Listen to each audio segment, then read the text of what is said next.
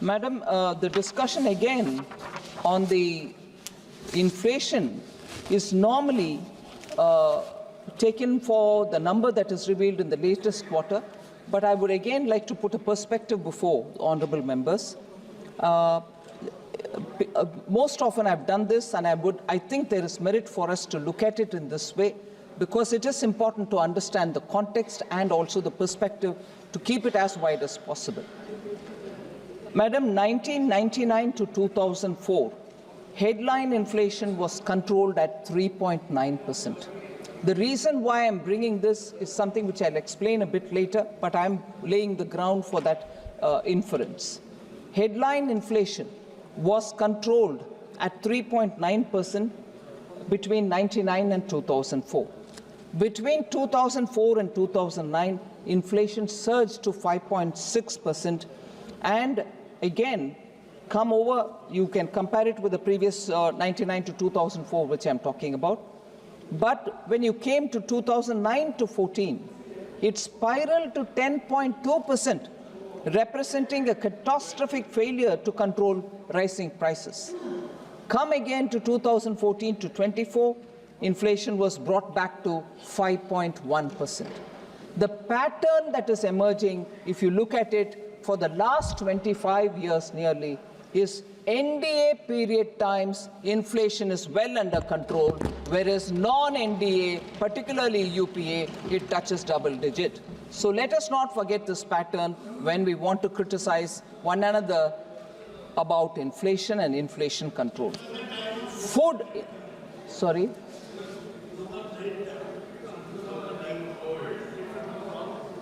Right. Thank you.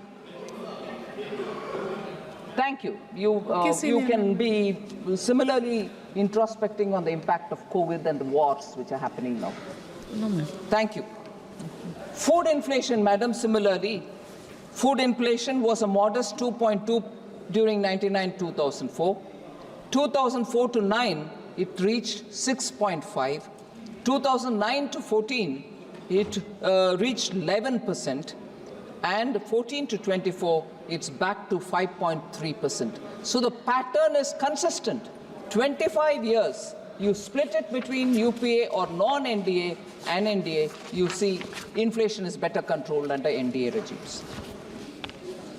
Madam, Honorable Member Manish Tiwari, I can't see him here, but I would like to respond to him, was talking about fuel inflation.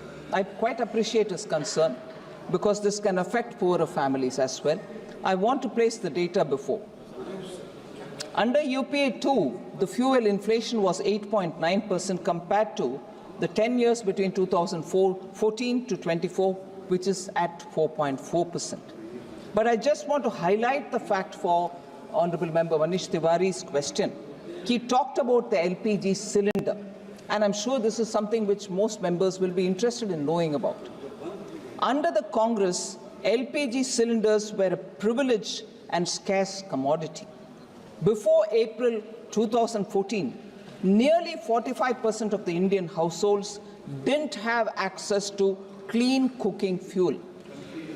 In contrast, madam, LPG coverage under the NDA has reached near saturation.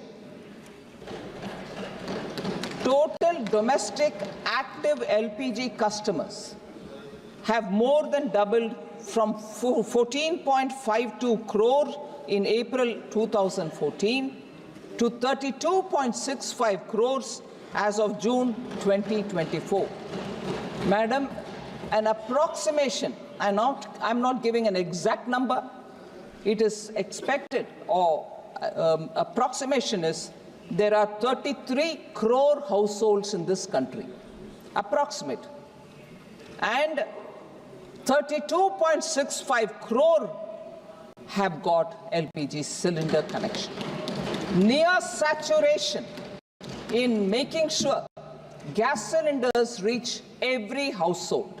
So I must credit the Ministry of Petroleum and Natural Gas for having taken this distribution of LPG to households.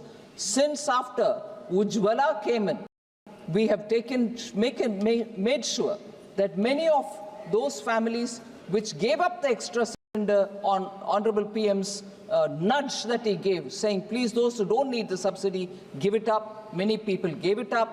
But Ujjwala grew as much as also the others who don't need Ujjwala.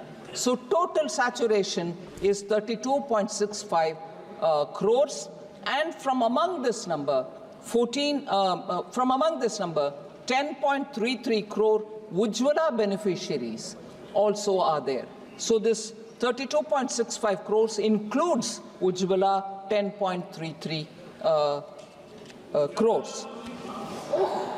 Ujjwala 14.2 kg LPG cylinders, 14.2 kg, the weight of the cylinder, is given at an effective price of 503 rupees per cylinder. I want to highlight the fact that if we are to compare India with its immediate neighborhood, you'll know that India's LPG cylinders is very reasonably priced for the Ujjwala consumers that I'm talking about. Ma'am, the neighboring countries, as of 1st November 2024, the prices are like this. Nepal, it is 1,209.21 rupees.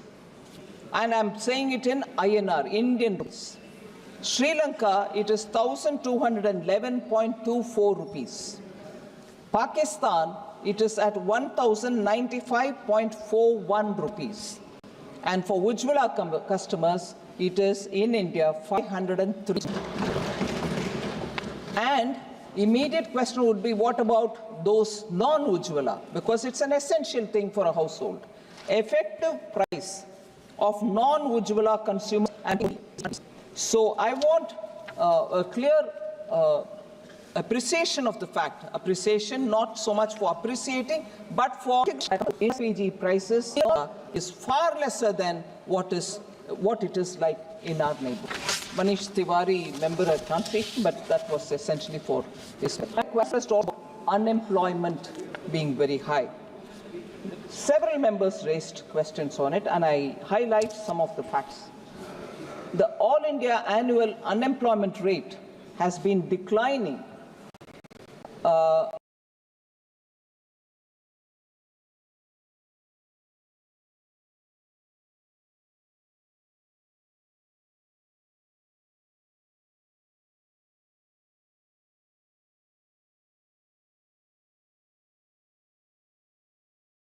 according to the periodic labor force survey report. Beginning 2017-18, it's been falling from 6.0% in 17-18 to 3.2% in 23-24. Unemployment rate was 6% in 2017-18. Today it has come down to 3.2%. And this is accompanied by a rise in the labor force participation ratio and worker to population ratio figures as well. A very important factor is the gender component, madam.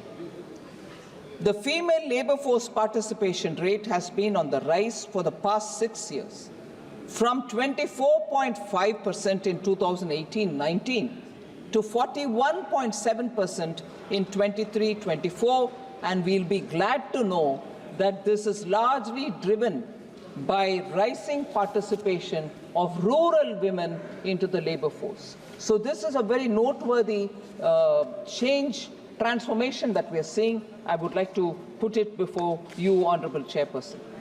According to the latest payroll data of the EPFO, cumulative net addition of EPF subscribers, which very clearly shows the formal employment. So cumulative net addition of EPF subscribers touched 91.1 lakh in first half of this year, that is 24-25, which is nearly 29% higher than the cumulative net additions of 70.5 lakhs in the same period last year. So it's an important, and we are clearly talking about the net addition. It's not the numbers who have gone, we've ignored it or anything like that. We are talking about net addition. Nearly 2/3 of the new subscribers in the EPFO payroll have been from the 18 to 28 years band. So for all of us who rightly have concerns about the youth of India, I would like to show this figure that the net addition to the EPF subscriber numbers has 2/3 of them coming from those in the age group of 18 to 28. So the youth of India are coming on board and getting into EPF related registers. Madam, there was also concern and a lot of discussion about the procedure not being followed in sanction of contingency fund advance. I think it was member N.K. Premachandranji who raised this point. I'd like to respond to him because I think he highlighted, I appreciate the fact that N.K. Premachandranji gets into a lot of granular details of the budget and also of the general financial rules. Here he quotes, or I quote, he said, the procedure given in para 5 of Delegation of Financial Powers rule regarding laying statement by ministers for giving contingency fund advance is not followed. That was his concern. I'd like to remind member N.K. Premachandranji that the procedural issue which you raised about withdrawals of contingency fund, an advance of 100 crores given to MNRE for the PM Surya Ghar. Am I right? Based on the request of the ministry, contingency fund advances are normally given to various ministries, and in this case, the contingency fund advance of 100 crore was sanctioned on 4th October 2024, at a time when the Parliament was not in session. This amount is being recouped, and that you see in the supplementary demand for grants, through the supplementary demand which we have placed now. So, Ministry of Finance does not normally permit consolidated fund advances when Parliament session is underway. In the instant case that he is referring to, Finance Ministry has not issued the sanction during the Parliament session. I would just like to mention it very clearly for Sri N.K. Premachandran's consideration. If at all withdrawals of CF advance has happened by any ministry, the minister concerned is required by rule to lay a paper in the House. So, and that's the extent procedure. Madam, similarly, I think it was one of the members, if I'm right, Lalji Vermaji, who had mentioned that this supplementary demand for grant is being presented within 1 month of the budget. I'm not sure if Lalji Vermaji is here. This is the first batch of supplementary demand for grants. And even as I opened my statement, I said the regular budget in this election year was presented in July. Now we are into December. We are several months away from July, not one. So that statement, unfortunately, doesn't seem to be correct, Madam. This has been reduced. The supplementary demand for grant, this one being the first one, I would like to definitely place on record that we have kept the supplementary demand for grants. Normally 3 are permitted. We've tried keeping it within 2 and never moving to the 3rd, except for 1 year when the 3rd also had to happen. So supplementary demand for grants are not too many, not too frequent, and doesn't happen for simple, small reasons. So I want to leave the data behind that this is the first one, and the amount, in fact, some of the honorable members, I'm very grateful, mentioned about it, that this time the supplementary demand amount itself is far lesser than last time, showing greater accuracy in the BE stage itself of budget making. So there is a greater absolute targeting of what is the budget estimate got to be, and there is not, therefore, much of a requirement to come with huge supplementary demands, and not too many of them as well.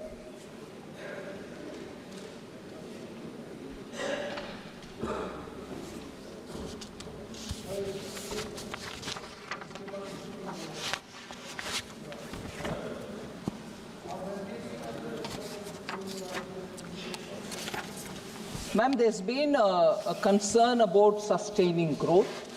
I broadly spoke about the growth and growth-related figures earlier.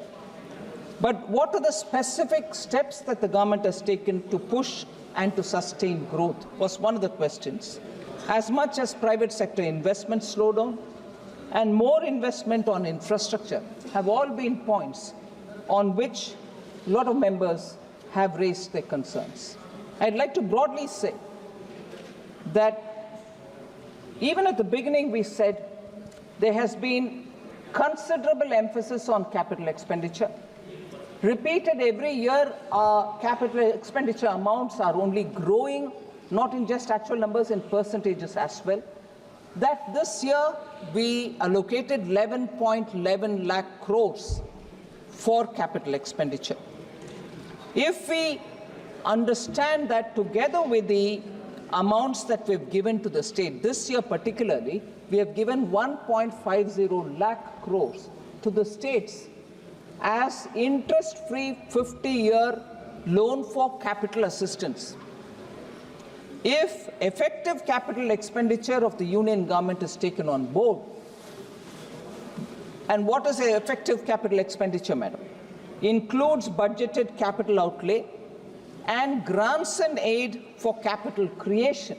If these two are put together, you get the effective capital expenditure figure.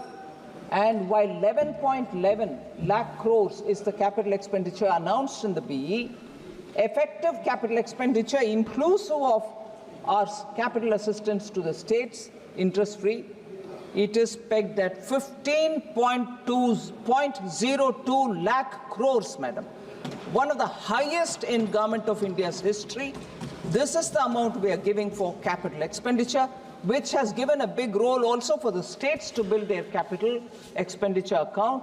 And as a result, I think steps that we're taking to push for growth and to sustain growth are going through this route of capital expenditure so that the multiplier effect, which will spread through the economy and therefore give a greater traction and multiplier effect to the economy itself, will be bigger. Because I think we've spoken about this as well, which I'd like to emphasize again, that for every rupee spent on capital account, the multiplier effect that you get touches even 3.48, sometimes 4.3. That is the kind of multiplier you get when you spend on capital account, whereas if you spent on revenue account, for every 1 rupee, you would get only 0.98, less than 2 paise, less than 100 paise, which is 1 rupee. So that is not going to benefit if we just spent money or put money in the hands of the people, promote immediate consumption so that people can go out in the market and buy the essentials. They are important.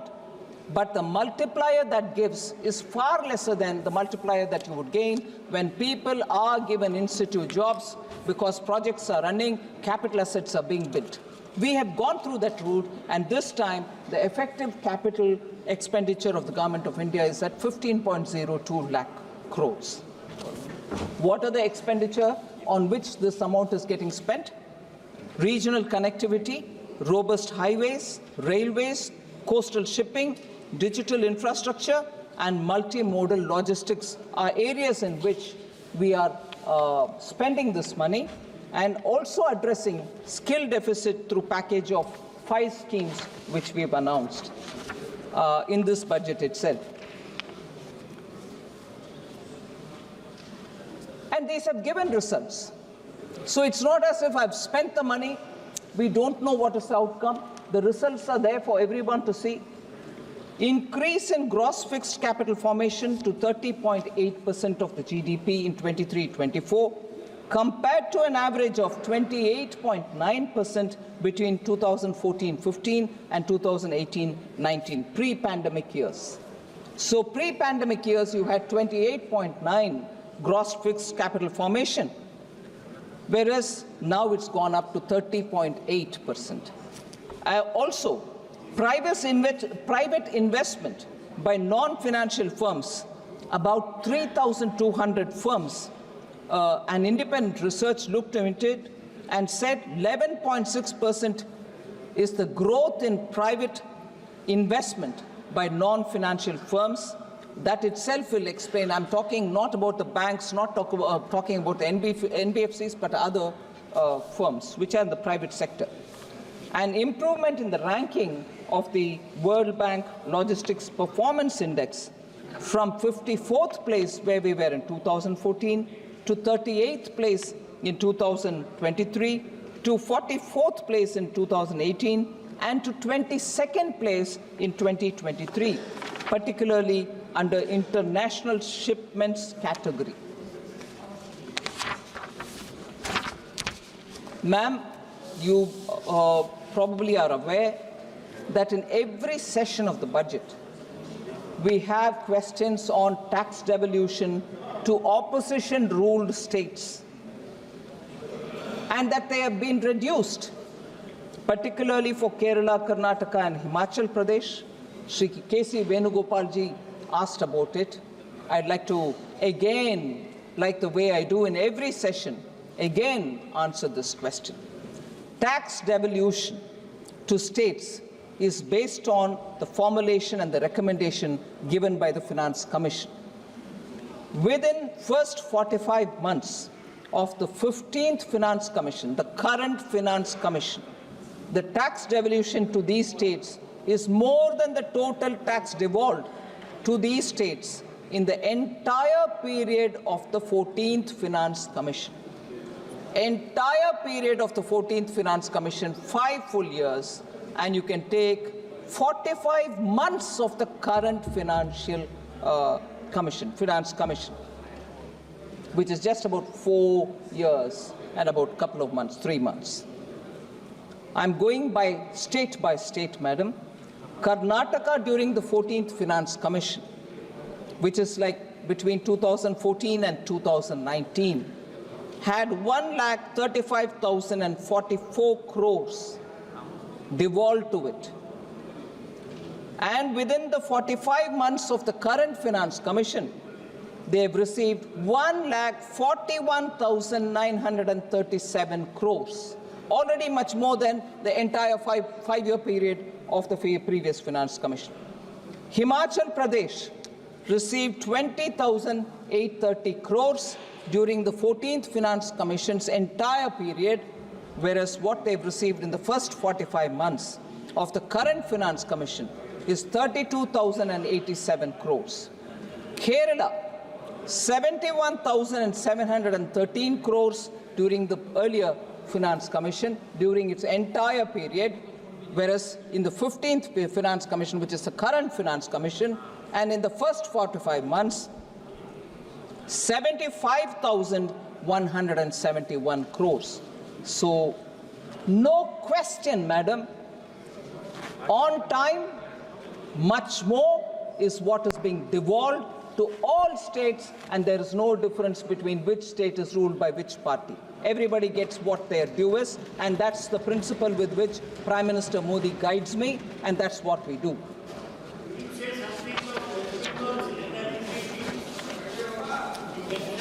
Sir, slow pace of expenditure from the budget 24-25 is another question which N.K. Premchandranji asked. Union budget, the regular one for 24-25 was passed by the newly constituted Lok Sabha post-parliamentary election in August. And I've already explained that subsequently when the monies went to the state and when states got onto the ground to do their expenditure, almost 2 quarters were delayed. So this situation is broadly similar to all other election year. However, the total expenditure up to October 24 was 24.74 lakh crores. October 24. This is 51.3% of BE, which is broadly similar to pace of expenditure in up to October 2023. So it's not slow since after the second quarter.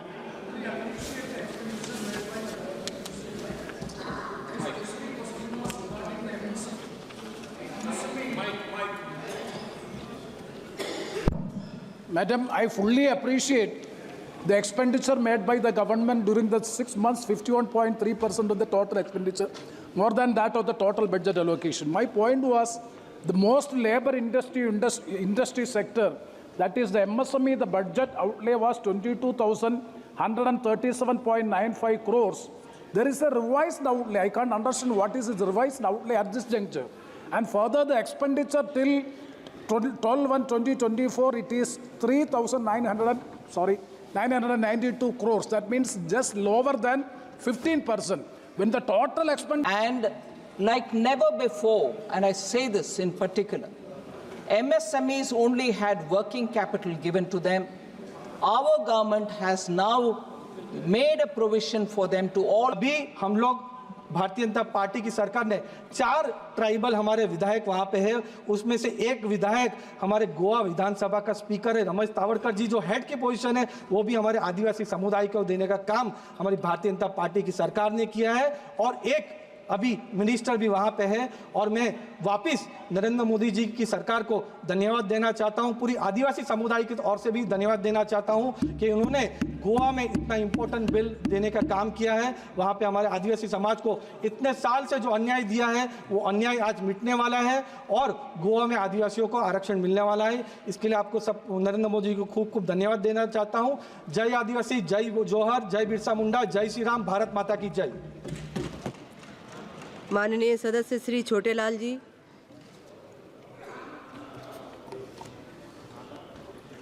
धन्यवाद सभापति महोदय। ये गोवा राज्य सभा निर्वाचन क्षेत्र अनुसूचित जनजाति प्रतिनिधित्व का पुनः समायोजन विधेयक 2024 पर बोलने का मौका मिला है।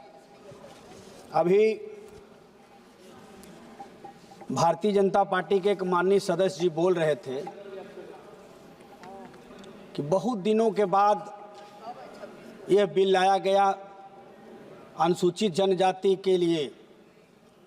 10 साल से भारतीय जनता पार्टी की केंद्र में सरकार है। क्या आदिवासियों को याद अब आया है? बहुत पहले आ जाना चाहिए ना। इससे ये मालूम होता है कि आदिवासियों के प्रति सरकार गंभीर नहीं है और सरकार को तो एक राष्ट्र एक चुनाव जहां चिंता हो रहा है, इससे पहले एक शिक्षा लाना चाहिए। एक शिक्षा जब रहेगा तब ये देश कायदे से चलेगा। एक चिकित्सा भी, और एक शिक्षा नहीं है तो समझिए कि क्या होगा। जाति जनगणना भी नहीं हो रहा है कि देश में कितने गरीब हैं, कैसे पता चलेगा? जब जाति जनगणना होगा तब पता चलेगा कि इस देश में अभी बहुत गरीब रह चुके हैं। उनका उत्थान करने के लिए जब तक जाति जनगणना नहीं होगा तब तक कुछ नहीं होगा। एक देश एक राष्ट्र के तर्ज पर पहले एक शिक्षा देश में किया जाए, जिससे गोवा प्रदेश और अन्य प्रदेश का भला हो सके। गोवा प्रदेश में आदिवासियों की संख्या कितनी है, उस आधार पर जनप्रतिनिधित्व देने का विधेयक लाना चाहिए और उसमें अनुसूचित जनजाति के लिए उनके स्थानीय जगहों पर विद्यालय, डिग्री कॉलेज बनाए जाएं एवं उच्च शिक्षा के लिए छात्रवृत्ति स्कॉलरशिप शिक्षा के मुताबिक दिया जाए, जिससे गरीब अनुसूचित जनजाति के लोग पढ़कर समाज में समाजवादी समानता ला सके। जनजाति मामले विधेयक पर क्या इस देश में अनुसूचित जाति जनजाति के लोगों के लिए कोई ऐसा विद्यालय या डिग्री कॉलेज उनके लिए सरकार खोला है जिसे अनुसूचित जाति अनुसूचित जनजाति के लोगों को शिक्षा मिल सके? शिक्षा के बल पर आईएएस, पीसीएस, दरोगा, बीडीओ इत्यादि नौकरी मिल सके? अगर है तो बताएंगे माननीय मंत्री जी। यदि नहीं तो 75वें साल संविधान की वर्षगांठ होने के बावजूद 77वें आज़ादी के बाद भी सरकार कोई अनुसूचित जनजाति के लिए अब विद्यालय या डिग्री कॉलेज बनाएगी जिससे आदिवासी लोगों को लाभ मिल सके। अभी तक देश प्रदेश में 2% प्रतिनिधित्व मिलता है, जबकि जाति जनगणना 2001 की हुई है। अब तक उस आधार पर आदिवासियों की जनसंख्या बढ़ी है तथा जिस प्रकार से नौकरी में 7.5% आरक्षण मिलता है, ठीक उसी प्रकार से जनप्रतिनिधित्व गोवा में मिलना चाहिए तथा गोवा प्रदेश के साथ साथ उत्तर प्रदेश सहित अन्य राज्यों में भी लागू करना चाहिए। क्यों एक राज्य की बात हो रहा है? सभी राज्यों को ले लेना चाहिए था। संविधान के 75वें वर्ष के उपरांत तथा 77 साल आज़ादी के बाद आज भी देश प्रदेश के आदिवासी वहीं के वहीं जगह पर ठहरे हुए हैं, कोई विकास नहीं हो पाया है, सरकार सोई हुई है। अध्यक्ष महोदय, फिलहाल आदिवासियों की जाति गणना कराकर उपरोक्त अनुसार 7.5% प्रतिनिधित्व देना चाहिए। इस अधिनियम के प्रारंभ के यथाशक्य शीघ्र पश्चात राज्यों में अनुसूचित जनजातियों की अंतिम जनगणना यथा विद्यमान जनसंख्या जनगणना आयुक्त द्वारा अभिनिश्चित और प्राकलित की जाएगी। अनुसूचित जनजातियां आदेशों में किए गए संशोधनों के कारण अनुसूचित जनजातियों की अंतिम जनगणना के पश्चात इस अधिनियम के प्रारंभ की तारीख तक जनसंख्या में राज्य में परिवर्तन हो जाता है। वहां जनगणना आयुक्त अनुसूचित जनजातियों की इस परिवर्तित जनसंख्या को ऐसे प्रारंभ की तारीख को अभिनिश्चित और प्राकलित करेगा तथा अंतिम जनगणना में राज्य की कुल जनसंख्या से क्रमशः अनुसूचित जनजातियों की उस जनसंख्या के अनुपात को भी अभिनिश्चित या प्राकलित करेगा। उपधारा 2 के अधीन अधिनिश्चित और प्राकलित किए गए जनसंख्या के आंकड़ों को जनसंख्या आयुक्त द्वारा राजपत्र में अधिसूचित किया जाएगा। राज्य के लिए धारा 3 के अधीन जनसंख्या आंकड़ों को अधिसूचित किए जाने के पश्चात आयोग राज्य की अनुसूचित जनजातियों की समुचित प्रतिनिधित्व देने के प्रायोजन के संविधान के अनुच्छेद 170, अनुच्छेद 332, परिसीमन अधिनियम की धारा 8 और इस अधिनियम के उपबंधों को ध्यान में रखते हुए परिसीमन आदेश में ऐसे संशोधन करेगा जो आवश्यक हो और लोक प्रतिनिधित्व अधिनियम 1950 की दूसरी अनुसूची अनुसार संशोधित हुए समझी जाएगी। अनुसूचित जनजाति आरक्षण संबंधित सभी विधेयक 9वीं अनुसूची में शामिल किया जाना चाहिए ताकि हमेशा के लिए अनुसूचित जाति अनुसूचित जनजाति कानून हमेशा के लिए सुरक्षित हो जाएगा। इसे कोई खत्म नहीं कर पाएगा। संविधान के ढकोसला पढ़ने वाले लोग, सरकार के लोग इस पर क्या ध्यान देंगे कि नहीं हाँ 9वीं सूची में डाल दिया जाए? और यदि सचमुच अनुसूचित जाति अनुसूचित जनजाति आरक्षण संबंधित कानून संरक्षित करना चाहते हैं तो 9वीं सूची में डाल देना चाहिए। अध्यक्ष महोदय, असम राज्य के 1 करोड़ संथाल उरांव मुंडा जनजाति में नहीं है, शामिल नहीं है, इसे शामिल किया जाए। और चाय बागान श्रमिकों को अनुसूचित जनजाति की मान्यता के लिए असम सरकार की अनुशंसा है, इन आदिवासियों को अनुसूचित जनजाति का दर्जा दिया जाए। राजधानी दिल्ली में करीब 15 से 20 लाख भील, गोंड, संथाल, उरांव, मुंडा आदि आदिवासियों का निवास है। इन आदिवासियों को अनुसूचित जनजाति का दर्जा देना चाहिए, दिया जाए। उत्तर प्रदेश में कोल, मुसहर, जो छोटी छोटी कई गरीब जातियां के लोग वहां पर निवास करते हैं, उन जातियों को अनुसूचित जनजाति का दर्जा देकर विकास करना चाहिए। आदिवासियों के लिए और जंगल जमीन की तेनुपत्ता हो या पीआर हो, वो स्वतंत्रता से अपना बेच सके, लेकिन अगर कहीं वो तेनुपत्ता बेचने के लिए जाते हैं तो पकड़ जाते हैं, मारकर जेल जाते हैं, तमाम नियम प्रक्रिया उन पर लागू होता है, उनके लिए स्वतंत्र होना चाहिए। 5वीं अनुसूची के प्रावधानों के सही अनुपालन में हेतु देश के यूपी समेत 12 राज्यों में मौजूद अनुसूचित क्षेत्र के इलाकों की चिन्हित कर डिमार्केशन किया जाए और 5वीं अनुसूची के प्रावधानों के पालन की जांच के लिए सभी राज्यों के अनुसूचित क्षेत्र में उच्च स्तरीय केंद्र समिति का गठन किया जाए, ताकि यह पता चले कि अभी देश प्रदेश में बहुत गरीब लोगों को कितने लोग रह चुके हैं, उनको जो है कि जनजाति का दर्जा दिया जाए। अध्यक्ष महोदया, आपसे मैं निवेदन जरूर करूंगा ये बात का कि ये देख लीजिए, बस 1-2 मिनट और मैडम, आपसे मैं कहना चाहूँगा कि जो परिसीमन आदेश में कोई संशोधन करने में आयोग जहां तक आवश्यक हो परिसीमन अधिनियम की धारा 9 की धारा 1 के खंड घ के उपबंधों को ध्यान में रखेगा। संशोधनों के लिए अपने प्रस्तावों को भारत के राजपत्र तथा संबंधित राज्य के राजपत्र में और ऐसी रीति में भी जो वह ठीक समझे प्रकाशित करेगा।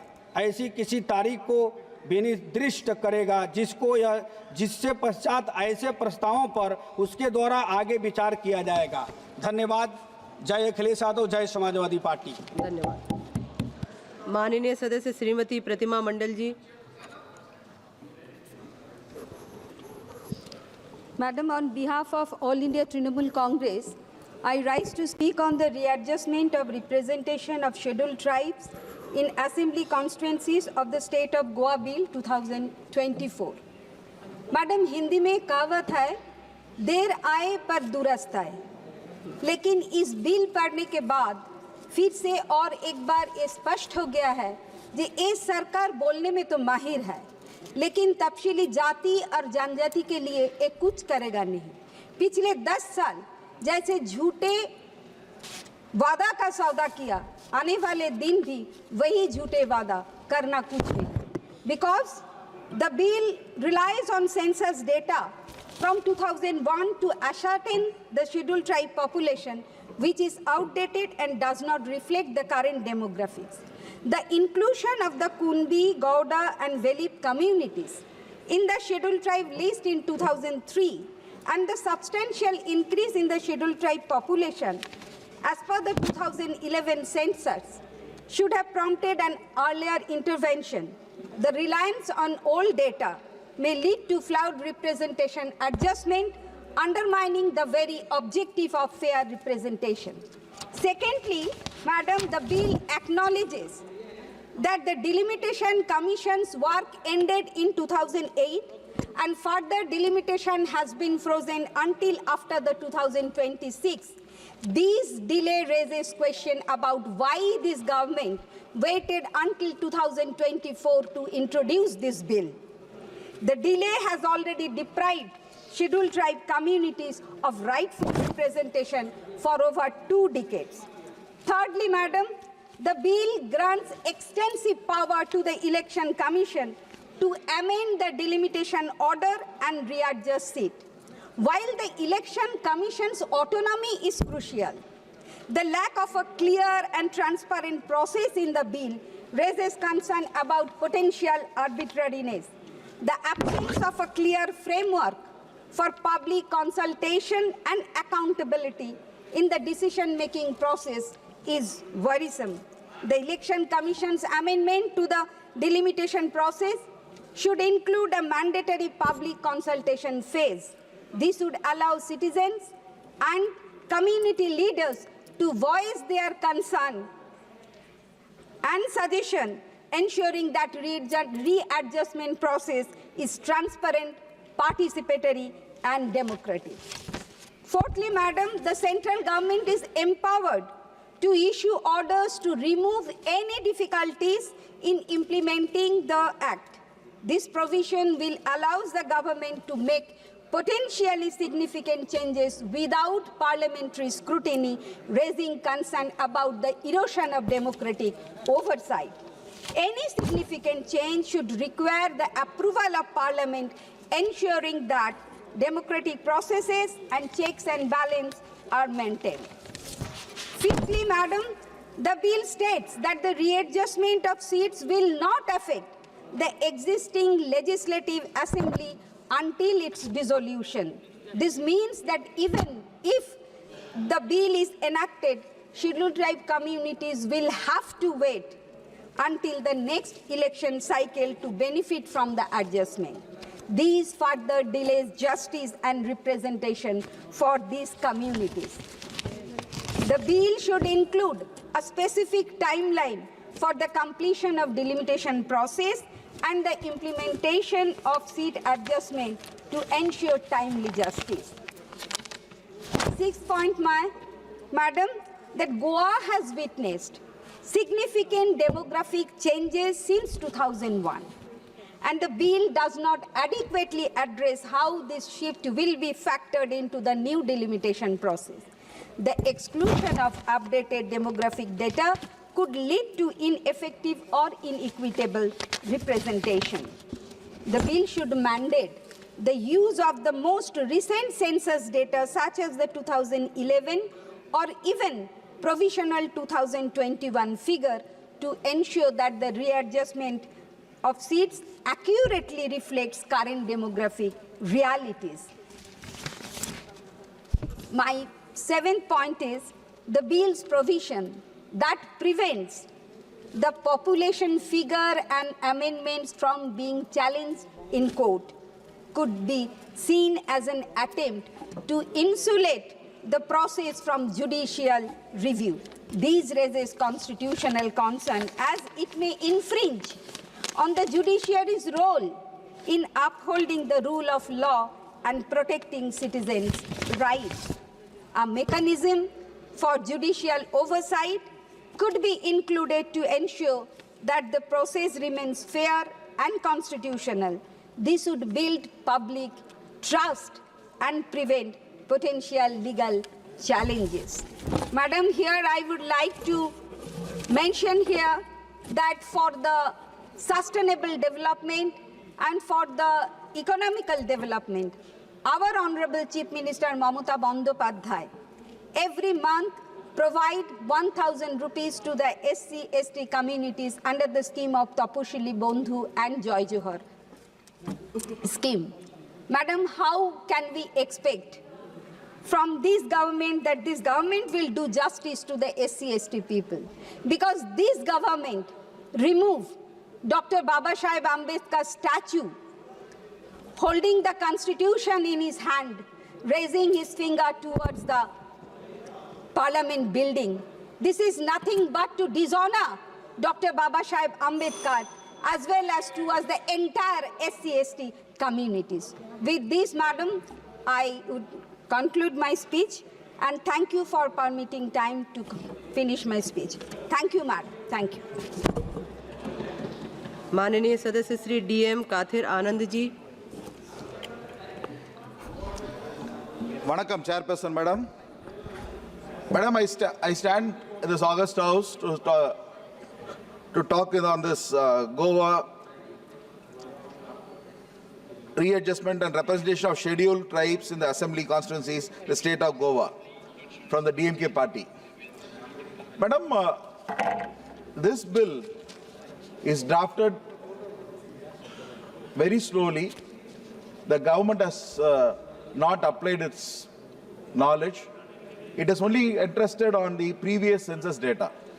DMK government, from the day one, we are insisting that the government of India has to spend time and energy and also allocate separate funds to first take new census data. Before taking this census data, whatever you do may not be right or may be wrong also. We don't know. Because I can give you a very practical example. The place where I come from, my Vellore district, in Panchayat elections, certain constituencies have been allocated to certain communities. But we find it very difficult to find even one single voter in that particular constituency belonging to the allocated reservation. All this happens because of the lack of census data. Only if the census data is live or the census data is collected on time, in a timely basis. Even the previous speaker, they mentioned about the demographic data. If that is there, then automatically things will happen. Madam, we are talking about election of representatives from the region where the representation of the community has to be there. In Tamil, we used to say, Ellorum in Nattu Mandargal. What does it mean? Everyone is a prince of this land. Everyone has the right to rule this land. Everyone has the right to be represented or represent the community to which they belong to. So, if a new census data is there, automatically everything becomes clear, the representation becomes true, fair and just. Automatically, there will be nothing to complain about. Not only that, madam, whenever the government wants to deploy certain support to the community, where they want to bring in supportive measures to the community, if the census data is live, if the census data is taken on time, then automatically the schemes can be benefited. Madam, as a member of parliament, we get many schemes to be given to the SC/ST community. But if the census data is there, automatically we can choose those hamlets easily and then it can be given. But only now we go into the villages, we go into the people, and then by fair and mere means we get to know what is the community available, which is the maximum community. When a scheme is brought in, which community gets benefited. So therefore, from the DMK party, through this bill, I want to press upon this government the importance of taking the new census data, which will reveal the demography data, and that will be clear and just. And also, even the Lambadi community, which is a very important community, that is there in Tamil Nadu and other places of India also. Even there, they have to be represented. Even their community has to be represented. Even they need an allocation of constitutional space in India. They are also BC and they have to be included also. So, I conclude by stating that the government should act at least now.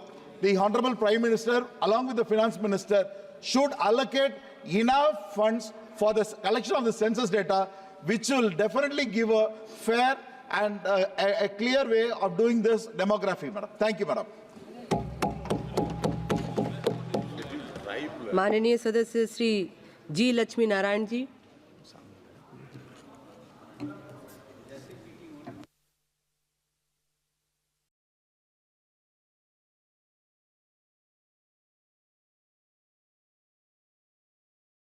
On the readjustment of representation of scheduled tribes in assembly constituencies of the state of Goa Bill 2024. First and foremost, I commend the government for bringing forward this much needed legislation. The bill seeks to reserve seats for scheduled tribes in the Goa Legislative Assembly, a crucial step towards ensuring that the political representation of these communities is in line with their growing population in the state. While this bill addresses ST representation in Goa, I want to speak about a community that has been awaiting rightful recognition for decades, madam. I speak of a community where less than 1% of the population in Andhra Pradesh is literate, a community that is largely landless and without any steady income, madam. A community that has given India the great Hindu epic of Ramayana, the descendants of Maharishi Valmiki ji himself, madam. I am speaking about the Valmiki Boya community, a community that has faced decades of marginalization in the neglect, madam. And as I stand here today, I say with pride, I am one of them, madam. Vari Goa lo unnatuvanti ST la yokka katha, Andhra Pradesh మరియు తెలంగాణలో ఉన్నటువంటి వాల్మీకి బోయల కథ, వారి పోరాటాలు మా పోరాటాలు ఒక్కటే madam.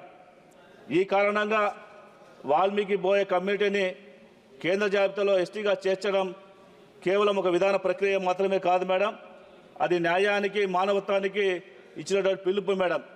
ఇంతకాలం వెనుకబడిన వారి హక్కులని గుర్తించేటువంటి అవకాశంగా భావించాల్సిందిగా మిమ్మల్ని కోరుకుంటున్నాం మేడం. చారిత్రాత్మకంగా 1871 నాటి క్రిమినల్ ట్రైబ్స్ చట్టం కింద అపరాధ గణంగా వర్గీకరించినటువంటి వాల్మీకి బోయ కమ్యూనిటీ దశాబ్దాలుగా తీవ్రంగా బహిష్కరణకు ఎదుర్కొంది మేడం. కాలక్రమేణా ఈ కమ్యూనిటీ షెడ్యూల్ క్యాస్ట్, ఇతర వెనుకబడిన తరగతుల్లోకి, అదేవిధంగా డీనోటిఫైడ్ ట్రైబ్స్ గాను, మరికొన్ని ప్రాంతాల్లో షెడ్యూల్ ట్రైబ్స్ గాను ఈరోజు వర్గీకరింపబడింది. అయితే ఈ వర్గీకరణలో ఈ కమ్యూనిటీ ఎదుర్కొన్న కష్టాలను పూర్తిగా వ్యక్తపరచలేకపోతున్నాయి మేడం. వారిని పేదరికం యొక్క చట్టంలోనే ఇంకా ఇప్పుడు కూడా బిగించేటువంటి పరిస్థితి కనిపిస్తూ ఉంది మేడం. వాల్మీకి కమిటీ సరే గుర్తింపు సాధించడానికి దశాబ్దాల కాలంగా ఎన్నో ఇబ్బందులు ఎదుర్కొంటున్నాం madam.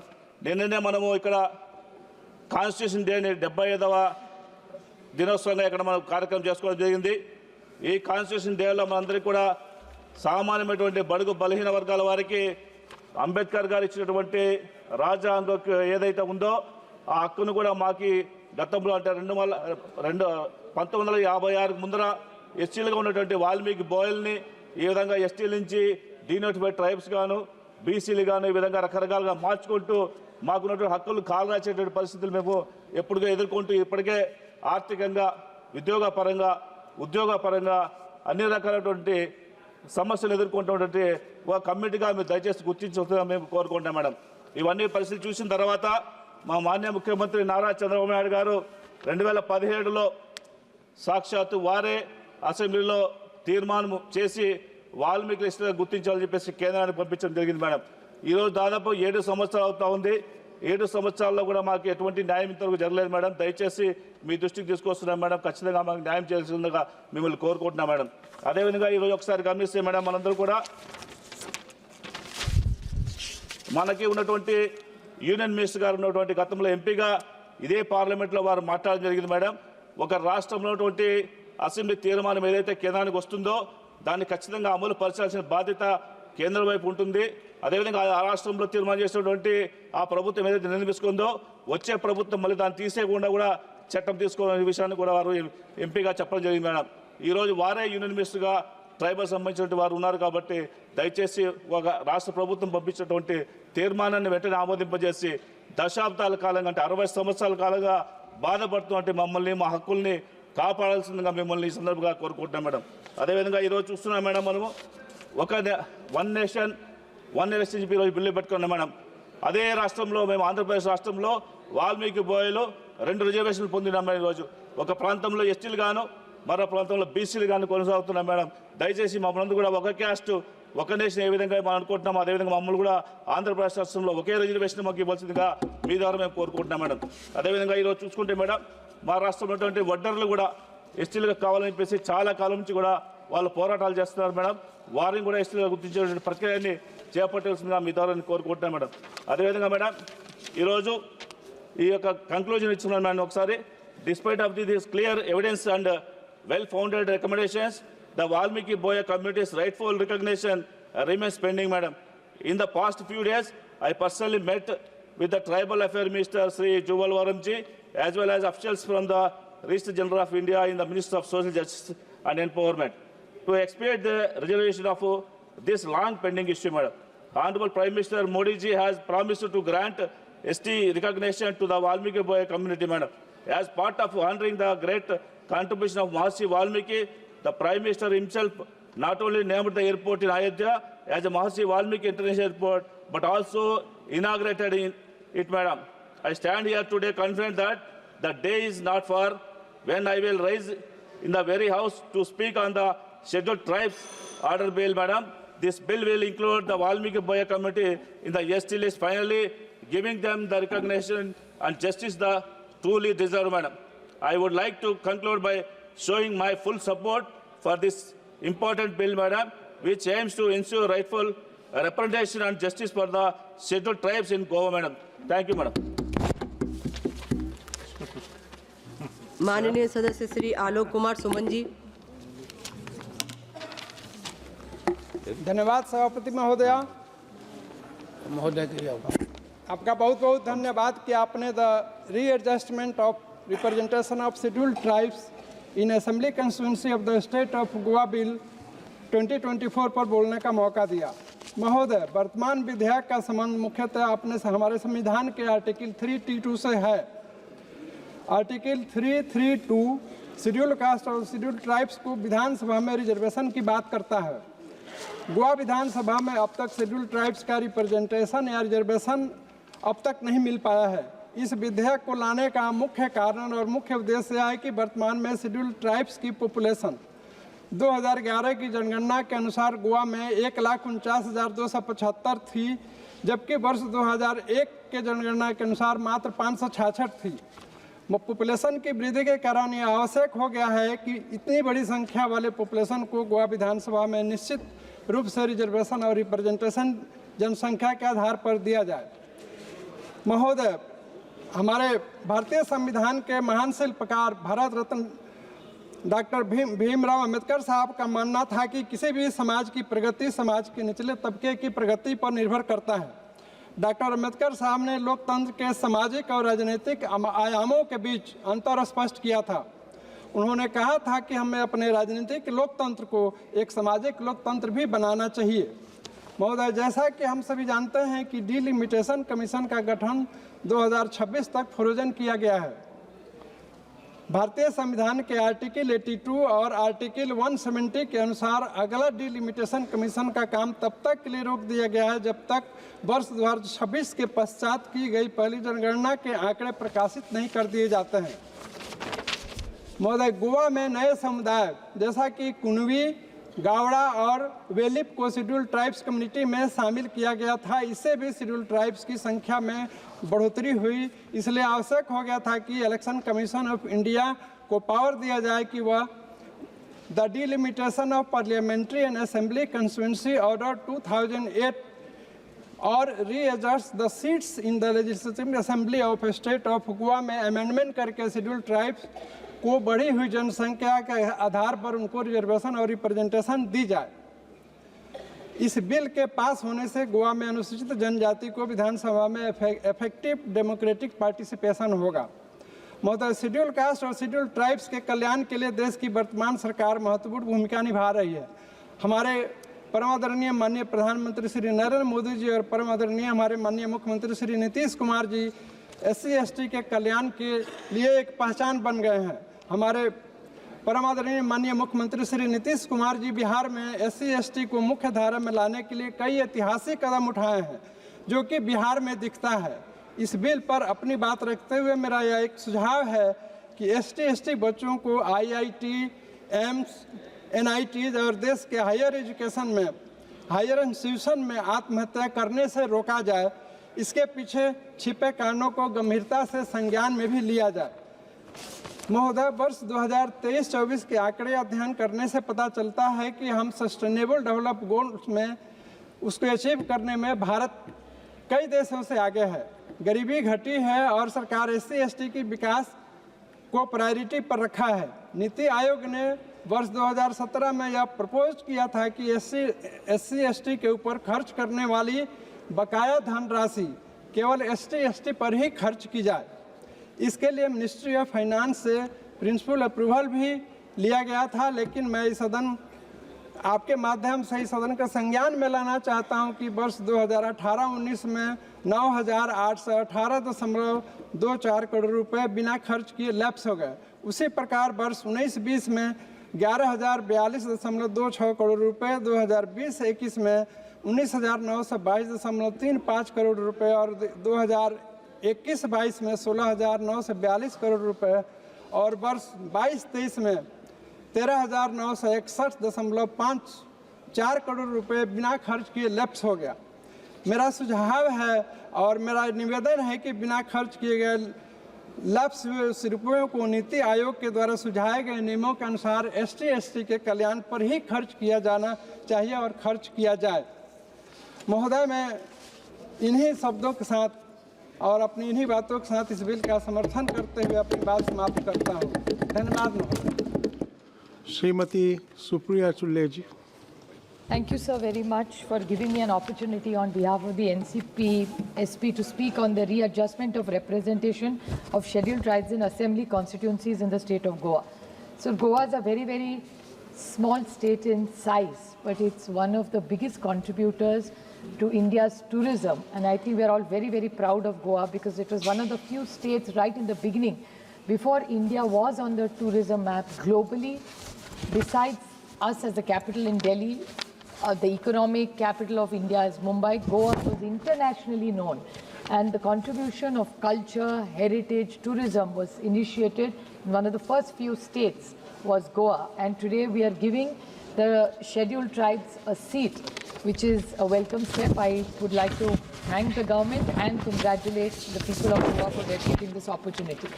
But while I speak about the bill, I would like to reiterate a few points which my friend, learned friend, Pratima Montal has said. So because this is connected to a bill we passed in this very house a few months ago. So this exercise of delimitation was initiated in 2002. And it is regarding the Kunbi, the Gauda and the Velip are these of the scheduled caste tribes which have got this reservation now, and that's why we are moving this bill, because the Delimitation Commission has ceased to exist after completion of the task in 2008, sir. Under the Article 82 and 170 of the Constitution, further delimitation stands frozen until the figure of the first census taken after the 2026 has been published. Sir, I have 3-4 important points. I'm very grateful that Meghwal ji has come here. I would like to ask Honorable Meghwal ji just 3 pointed questions regarding this bill. I congratulate him for bringing it for the people of Goa.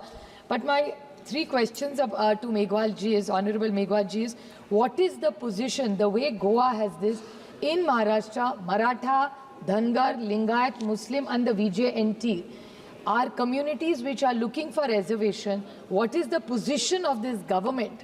Because their earlier member, Mr. Dhaval Patel, extensively talked. I will come back to that point.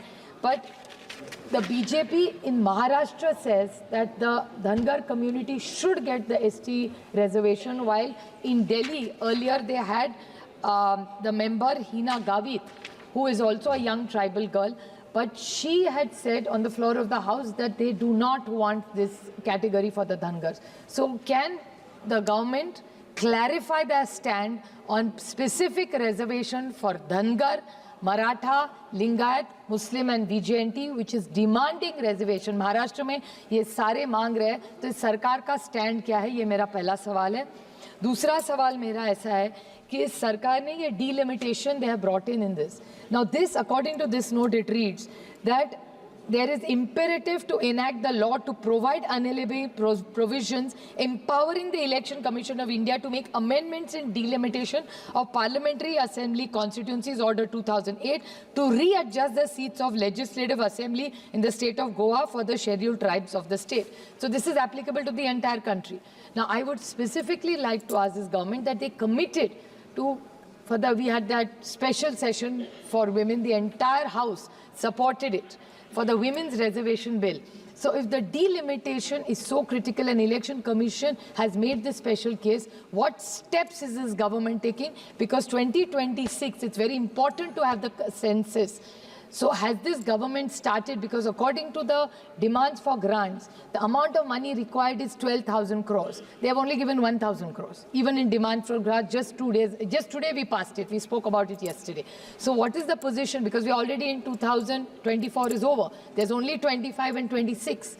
So what is the commitment to this? Because when will this women's reservation be? Because if then by 26 we need a reply, so that in 29, sir, when we all go back to re-election, the women's reservation bill should be passed, and not just passed, implemented in every state. So what is this government doing for that? We also, with Maratha, Dhangar, Lingayat, Muslim and VJNT, ये महिला आरक्षण bill का भी क्या position है? इसके आरक्षण के लिए आप क्या करेंगे? जैसे आपने गोवा में किया, बहुत अच्छी बात है, लेकिन ये भी महाराष्ट्र की जो डिमांड है उसके लिए और महिलाओं के लिए आपका कब तक हो जाएगा? Sir, another question which is very alarming to all of us, sir. You also from Bangalore, sir, very large constituency. I also represent Baramati, which is 23 lakh voters today. Sir, delimitation करना हर सांसद के लिए ज़रूरी. हम सब पहली बार जब चुन के आए सर, हमारे 10, 11, 12 लाख हमारे वोटर थे. आज 23 लाख, 24 लाख, 25 लाख हो गए. तो बहुत बार इस पे चर्चा हुई है. परसों रेड्डी सर ने भी कहा कि आप ये जो MP लैड फंड है वो अभी हमें नहीं बहुत कम पड़ता है, उसको भी बढ़ा दीजिए. So delimitation is due in 2029 with all these reservations. So reservation and delimitation, will this government do it on the for 2029? My only concern is because we don't see much activity around the census. So that's my concern, if you could kindly reply for that. And 2-3 small points that Shri Dhaval Patel very, very good speech. It's probably his maiden speech. I would like to put a few things on record which he said. He also spoke out of the bill, sir, with permission in a very short point I will make, because normally I don't speak. The bill is about Goa and delimitation, but he was telling us some very nice success stories about Gujarat and the comparison. So I would just like to put some things, and these are about some leaders who were in the Congress before and now are in BJP, and it's nice things about them, and I think even the House should know the good work done in this country. So this Dhaval Patel said that the first time anybody had an Adivasi budget, I with great pride say that it was the Congress government in Maharashtra, which was the first state government in the country under the leadership that time, when Sharad Pawar was the chief minister. We had the first Adivasi separate budget. And Madhukar Pichard Saab, who unfortunately just passed away 2 weeks ago, who's now in the BJP, his son is also in the BJP now. He was the Adivasi Mantri,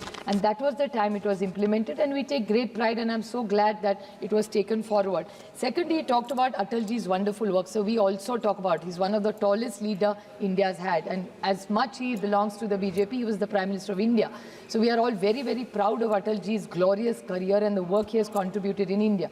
He talked about the Eklavya colleges he started, and he said Congress ne kya kiya. I would like to put it on record. Congress started a wonderful scheme called the Kasturba Gandhi Balika Vidyalaya, where all the Adivasi girls from the 5th through the 8th are brought in and they are educated. Since this government is so committed to the Adivasi community, I urge this government to increase this all the way to college. Why 5th?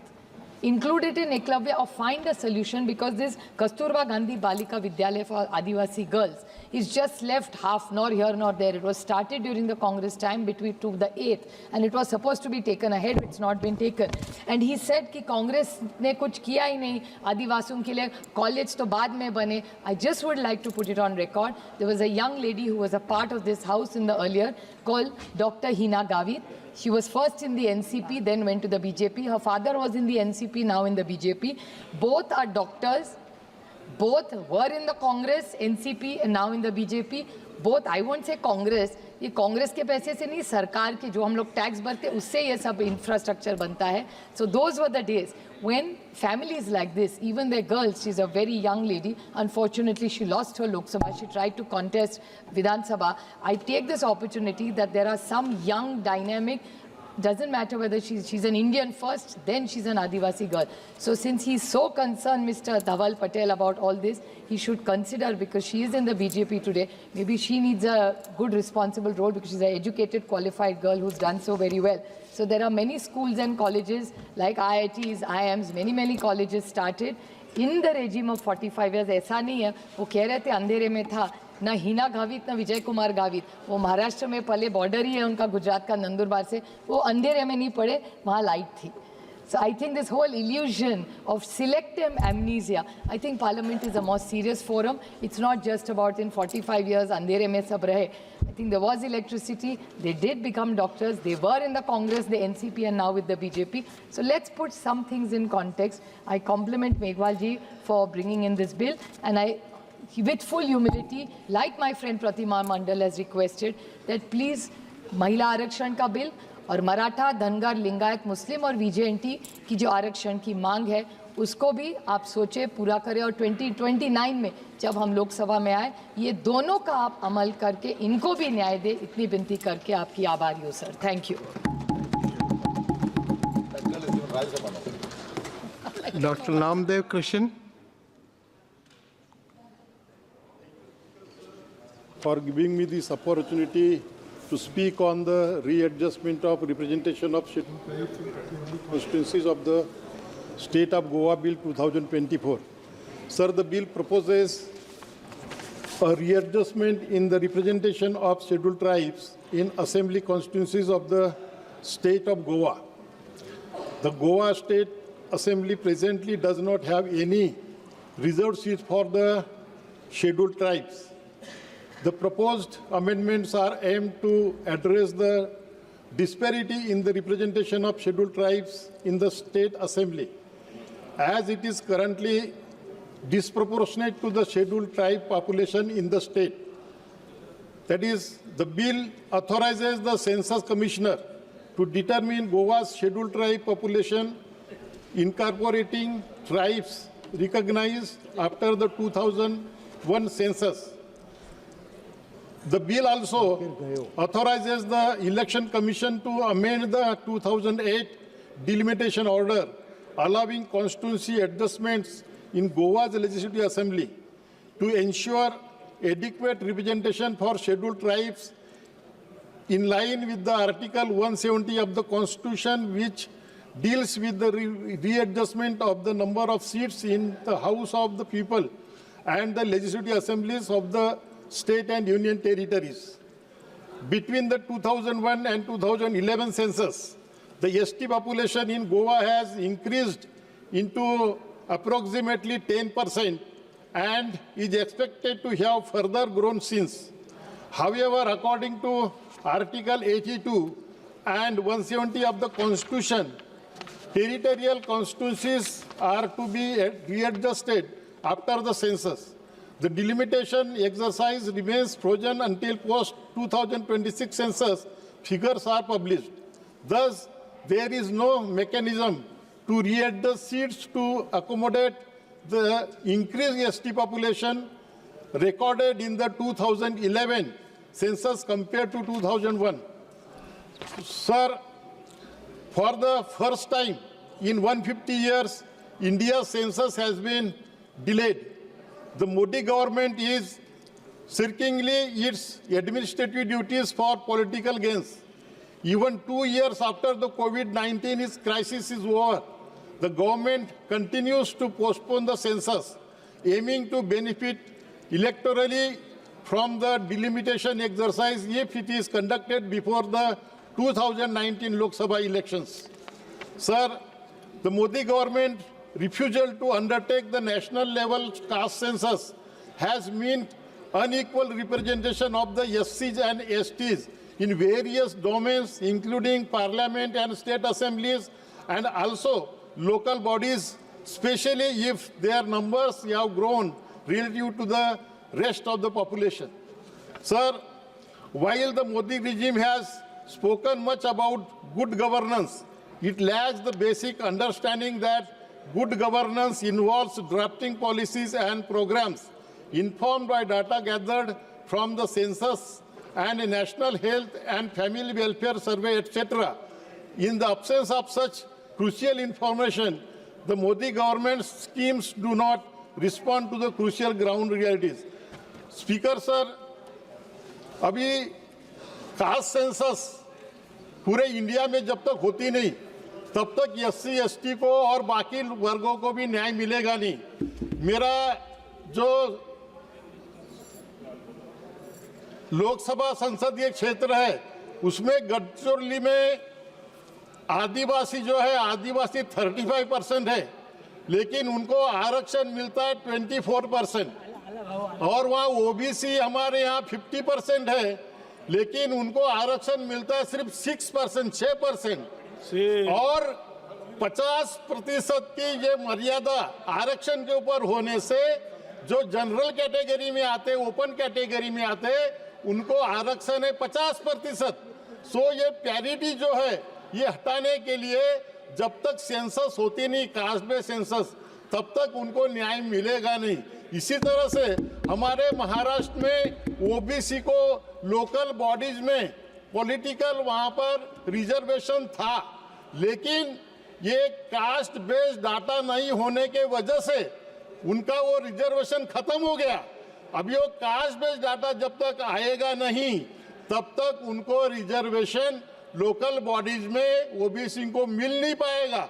इसलिए हम मंत्री जी से विनती करते हैं कि ये caste census पूरे इंडिया में हो, सिर्फ गोवा में ही नहीं।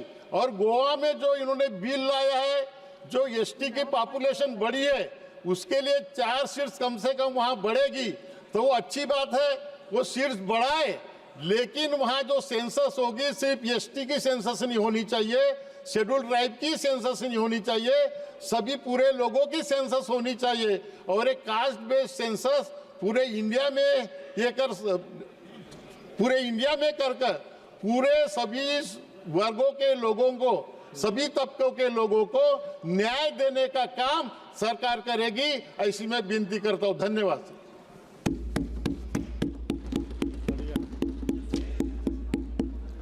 Shri Tapir Gayo.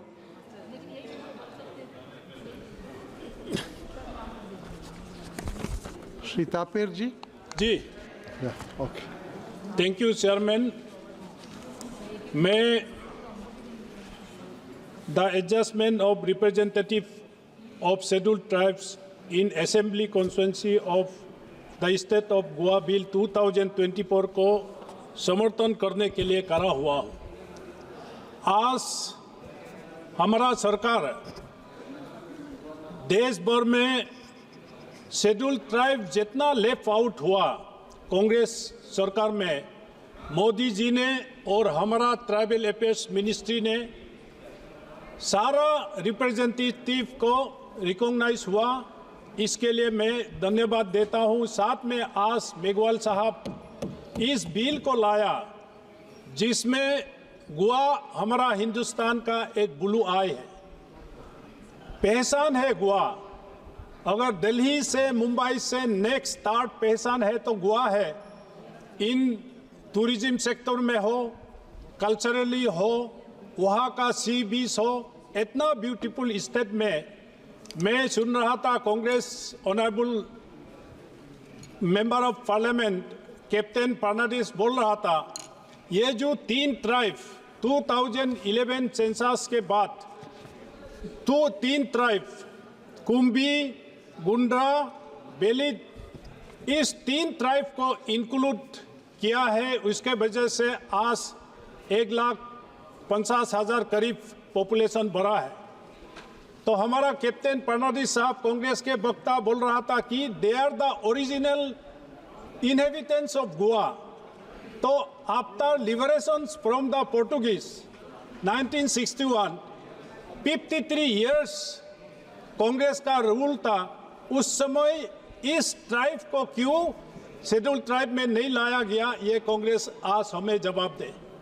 मैं ऑनरेबल चीफ मिनिस्टर गोवा का उसको भी मैं धन्यवाद देता हूँ।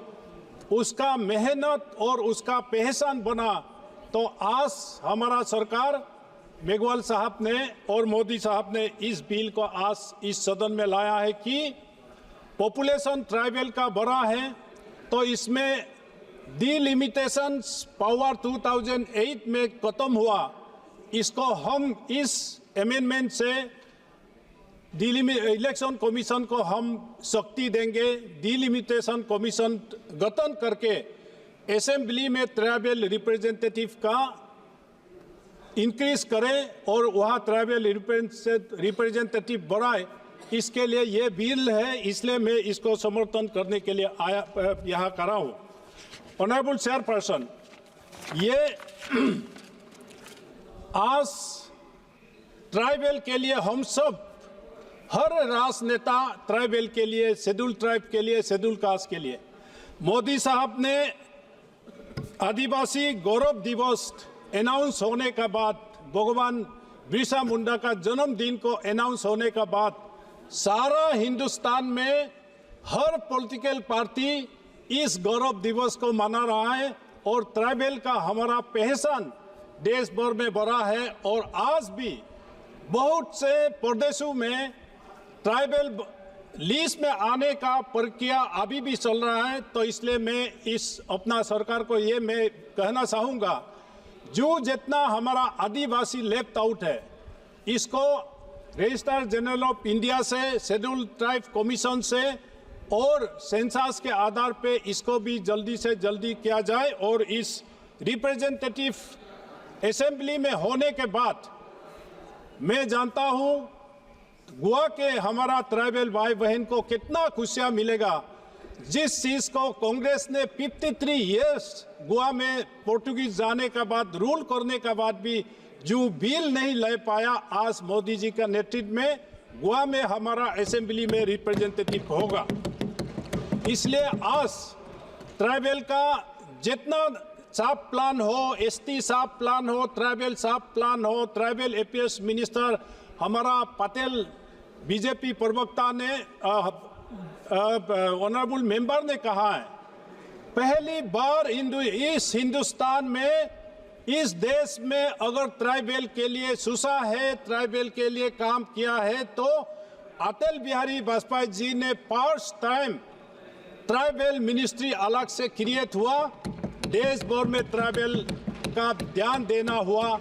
साथ में शेड्यूल कास्ट शेड्यूल ट्राइब एक कमीशन हुआ करता था, लेकिन उस schedule caste and schedule tribe commission को भी शेड्यूल कास्ट का अलग हुआ और शेड्यूल ट्राइब का अलग कमीशन बना के हिंदुस्तान में जितना आदिवासी का एट्रोसिटीज को प्रोटेक्शंस के लिए, शेड्यूल कास्ट का एलिवेशंस के लिए सारा सब ये सब बनाने का काम हमारा भारतीय जनता पार्टी सरकार वाजपेयी से लेके मोदी साहब तक ये कर रहा है। और जितना इस tribal education, scholarship, health benefit सारा सब मोदी साहब ने सारा स्कीम्स दिया गया है। ऑनरेबल चेयरपर्सन, मैं एक चीज कहना चाहूँगा, गोवा में जो ट्राइबल एरिया है, ट्राइबल एरिया में हम हमेशा कहते आए हैं कि ट्राइबल है तो जल, जमीन, जंगल ट्राइबल हमारा राइट बनता है।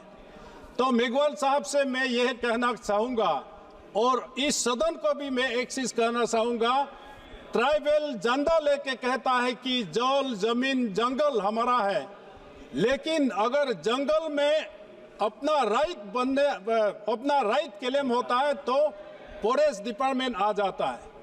जमीन है तो जमीन का निशान में ऑयल एंड मिनरल मिलता है तो वो सेंट्रल सब्जेक्ट्स आ जाता है।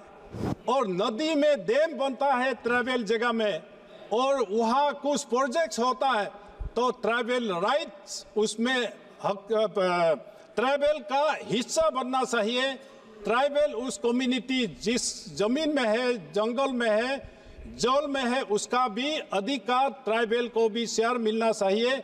ये कानून भी मेघवाल साहब को देखना होगा और हमारा सरकार देखना होगा, क्योंकि ये जल, जंगल, जमीन हमारा राइट बनता है, लेकिन जब हमारा बेनिफिट जिसमें होना है उसमें कहीं कमी है, इसलिए इस राइट को भी देखना है। इस सदन को ऑनरेबल चेयरपर्सन में एक चीज कहना चाहूंगा, ये लेजिस्लेटिव रिप्रेजेंटेटिव बिल है लेकिन ट्राइबल रिलेटेड है। कांग्रेस राज में ये sentinel island, Andaman Nicobar island में सेंटिनल ट्राइब है। कांग्रेस समय में एक कानून जारी किया है कि उस सेंटिनल ट्राइब को डिस्टर्ब नहीं करना है, वहां कोई नहीं जाना, ये कानून बना के रखा है। लेकिन आज मैं अपना सरकार को कहना चाहूंगा, इस 21st सेंचुरी में इस भारत देश में ऐसा सेंटिनल ट्राइबल को हम कैसे छोड़ दें, वहां से वहां मैं क्यों कम्युनिकेशन ना करूं, उससे भी कम्युनिकेशन करके आफ्टर ऑल ह्यूमन बीइंग है। कांग्रेस राज से लेके आज तक उस सेंटिनल आइलैंड का इनहेबिटेंट सेंटिनल को इसको हम कम्युनिकेट करना चाहिए और इसको भी ह्यूमन डेवलपमेंट रेस में लाना चाहिए, कम्युनिकेट करना चाहिए। ये मेरा सरकार से अपील है। साथ में मैं ये कहना चाहूँगा कि हम ट्राइबल अरुणाचल प्रदेश से मैं आता हूँ। अरुणाचल प्रदेश में एक ऐसा जगह है विजयनगर, एकदम बिल्कुल China, Tibet and Myanmar border में Vijayanagar. After 1962, there were no inhabitants. So one army officer expedition में जाके वहाँ का लिसु योबिन कम्युनिटी को पहचाना और पहचान के उसको state government Arunachal state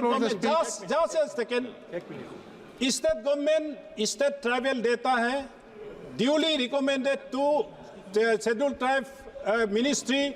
RJ has also recommended and ST Commission has also recommended। तो इस चीज को भी हमारा सरकार देखे कि हमारा Yobin community constitutional schedule tribe का स्टेटस मिले। ये मेरा आपका माध्यम से मैं मंत्री से भी अपील करता हूँ। साथ में अंत में sir only one point। After 1962 aggression in Arunachal, the army retired, Assam regiment retired, Assam Rifle retirement all the peoples had been settled in Vijayanagar. Now, as इन लोगों का वहाँ रेसिडेंशियल सर्टिफिकेट नहीं है, वहाँ 62 में दाम कर दिया उस गुरकास, उस पंजाबीस, उस आसामीस, उस कम्युनिटी को भी गवर्नमेंट ऑफ इंडिया ने उस पॉलिसी को बना के इन लोग को सेटल करवाया है। तो गुरका को भी वहाँ एक पहचान बना के अगर रखता है तो हमारा देश के लिए और समाज के लिए अच्छा होगा। मैं यही प्रार्थना करता हूँ। Thank you. श्री नरेश मस्कन जी। धन्यवाद अध्यक्ष महोदय। मैं सबसे पहले महत्वपूर्ण विधेयक को लाने के लिए पंतप्रधान श्री नरेंद्र मोदी जी और सरकार को धन्यवाद देता हूं। The readjustment of representation of scheduled tribes in assembly constitutions of the state of Goa bill 2024 एक ऐतिहासिक कदम है। ये विधेयक को हमारी पार्टी शिवसेना और हमारे मुख्य नेता एकनाथ शिंदे जी की ओर से मैं समर्थन देने के लिए यहाँ खड़ा हूँ। यह विधेयक गोवा विधानसभा में शेड्यूल्ड ट्राइब्स को प्रतिनिधित्व का अधिकार देता है। दशकों से ये समुदाय उपेक्षित था, लेकिन अब सरकार के इस कदम से उन्हें न्याय और सम्मान मिलेगा। यह विधेयक न केवल सामाजिक न्याय की दिशा में एक मील का पत्थर है, बल्कि यह संविधान के उद्देश्यों को भी पूर्ण करता है। हमारा देश आदिवासी समाज की उन्नति और सशक्तिकरण के लिए सुनियोजित योजनाओं और ठोस नीतियों के माध्यम से आगे बढ़ रहा है। मैं पंतप्रधान नरेंद्र मोदी जी को विशेष धन्यवाद देता हूं, जिन्होंने भगवान बिरसा मुंडा जैसे महान आदिवासी स्वतंत्रता सेनानी को श्रद्धांजलि देते हुए उनकी जयंती को जनजातीय गौरव दिवस के रूप में घोषित किया। पंतप्रधान जी ने 2 अक्टूबर 2024 को झारखंड के हजारीबाग से इस योजना की शुरुआत की। 79,150 करोड़ के इस प्रोग्राम के तहत 63,000 से अधिक जनजातीय गांवों में से स्वास्थ्य, शिक्षा और आजीविका के अवसर बढ़ाए जाएंगे। इससे 5 करोड़ जनजातीय लोगों को सीधा लाभ मिलेगा। सरकार ने आदिवासी बच्चों को गुणवत्तापूर्ण शिक्षा देने के लिए 40 नए EMRA स्कूल खोले और 25 की आधारशिला रखी। 2,800 करोड़ की लागत से बने ये स्कूल नोएडा विश्वविद्यालय के समकक्ष है, जहां स्थानीय कला, संस्कृति और खेल को बढ़ावा मिलता है। प्रधानमंत्री जनजातीय आदिवासी न्याय महाअभियान इस योजना के तहत सड़क कनेक्टिविटी, आंगनवाड़ी सेंटर्स और स्कूल हॉस्टल बनाए जा रहे हैं। PVTJ परिवारों के लिए 75,800 से अधिक घरों में बिजली पहुंचाई जा रही है। 500 आंगनवाड़ी केंद्र शुरू की गई है और महाराष्ट्र में भी सभी काम हो रहा है। इससे पहले एक हमारे महाराष्ट्र के नेता ने बोली कि आदिवासी लोगों के लिए, शेड्यूल्ड ट्राइब्स कम्युनिटी के लिए हम लोगों ने ये किया, हम लोगों ने ये वो किया।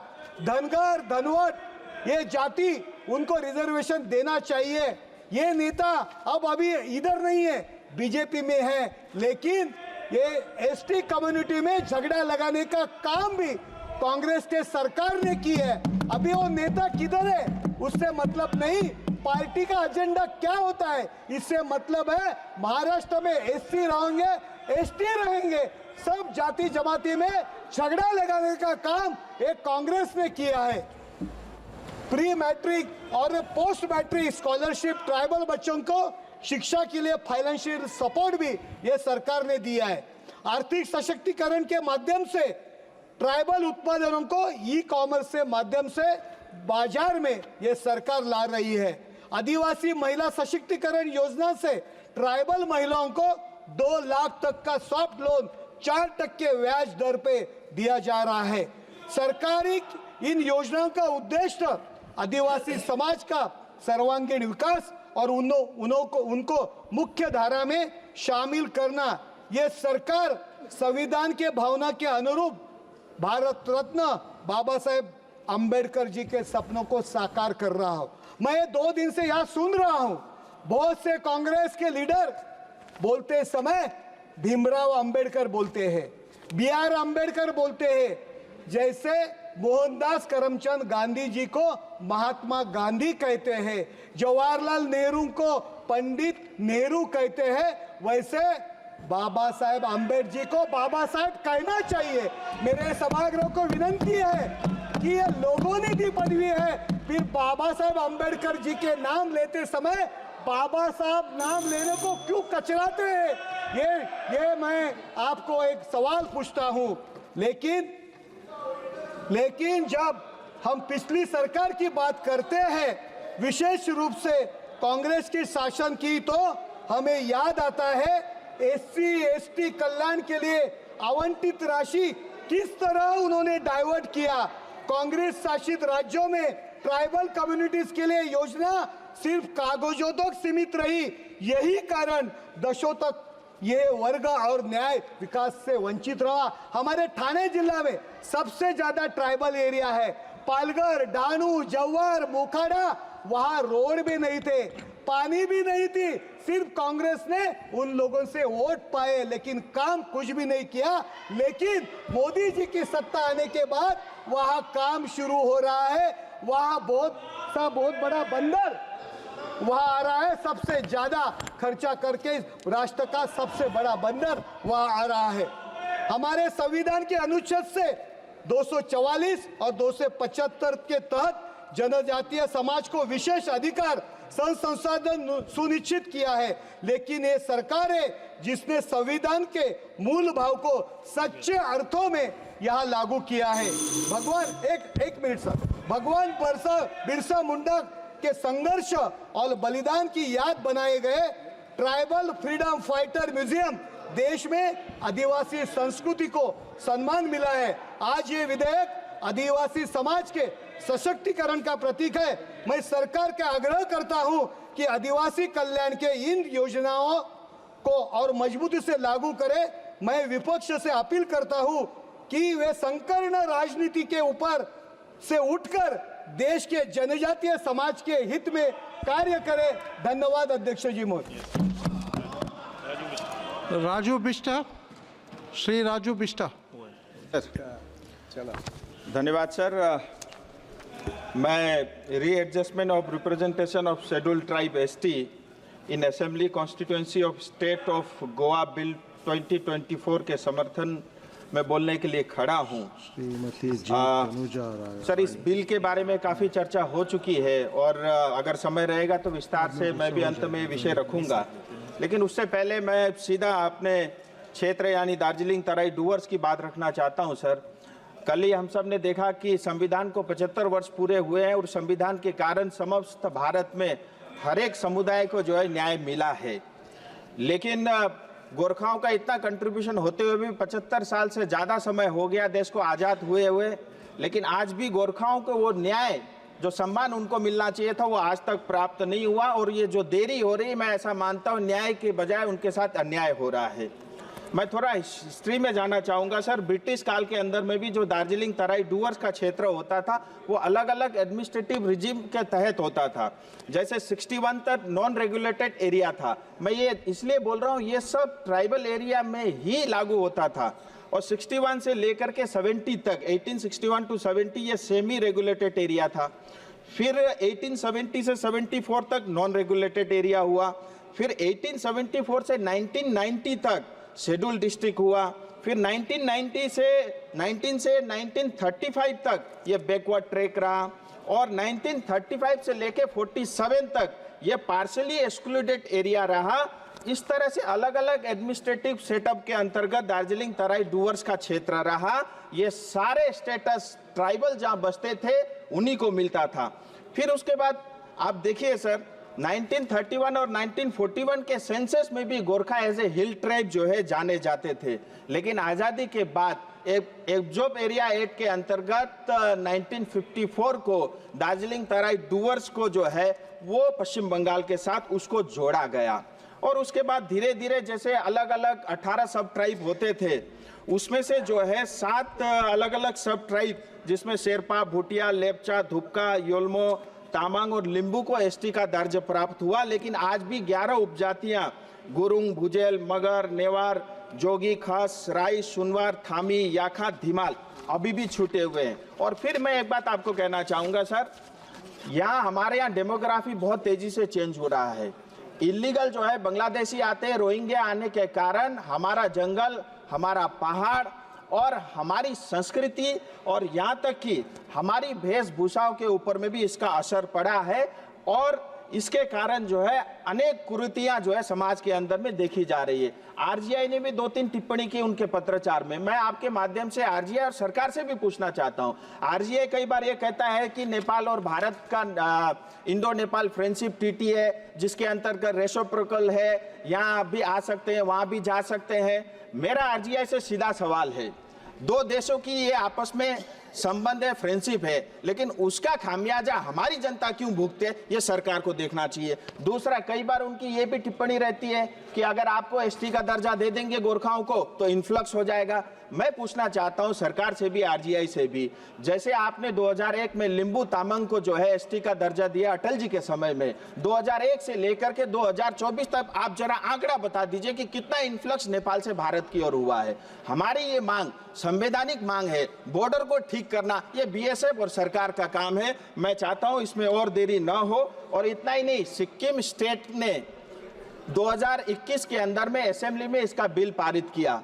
2014 में पश्चिम बंगाल सरकार ने भी इसको इंक्लूड करने के लिए जो है एक प्रस्ताव पारित करके भारत सरकार को भेजा है। मोदी जी के नेतृत्व में 3 अलग अलग कमिटियां इसके अंदर इसको एसटी का दर्जा देने के लिए गठित हुई है, और उसमें भी जो उनकी टिप्पणियां हैं वो भी इस चीज को सपोर्ट करती है। मैं चाहता हूं इसके अंदर में और अधिक देरी नहीं हो, और जो अधिकार गोरखाओं का है, जो हर साल हर दिन देश के लिए मरता है, जिसके कारण हमारा बॉर्डर सेफ है, जिसके कारण नॉर्थ ईस्ट का बहुत बड़ा इलाका सेफ है, मैं चाहता हूं उनके साथ अन्याय नहीं हो, उनका कंट्रीब्यूशन को देखते हुए। और क्योंकि ये जो पूरा दार्जिलिंग तराई डूवर्स का क्षेत्र है, आप देखिए एक तरफ बांग्लादेश है, एक तरफ नेपाल है, एक तरफ भूटान है, 50 किलोमीटर की दूरी पे चाइना है, चारों तरफ हम बॉर्डर में घिरे हुए हैं। और इस क्षेत्र को और वहां की लोकल पॉपुलेशन को मजबूत रखना और उनको बचाए रखना, मुझे लगता है ये देश का भी कर्तव्य है और भारत सरकार का भी ये कर्तव्य है। मैं आपके माध्यम से भारत सरकार से मांग करता हूं कि जो भी देरी हुई है इसमें और देरी ना हो, और गुरुंग, भुजेल, मगर, नेवार, जोगी, खस, राई, सुनवार, थामी, याखा, धीमाल, इन अलग अलग जो सब ट्राइब के गोरखाओं को इनको जो है इनका अधिकार मिले। और इसमें सिक्किम सरकार ने भी बढ़ चढ़कर हिस्सा लिया है। उन्होंने तो पूरा असेंबली में इस चीज को पारित करके भेजा है, ये अधिकार उनको मिले। और आपने मुझे बोलने का समय दिया, इसके लिए मैं आपका बहुत बहुत आभारी हूं। धन्यवाद। Miss G Tanuja Rani.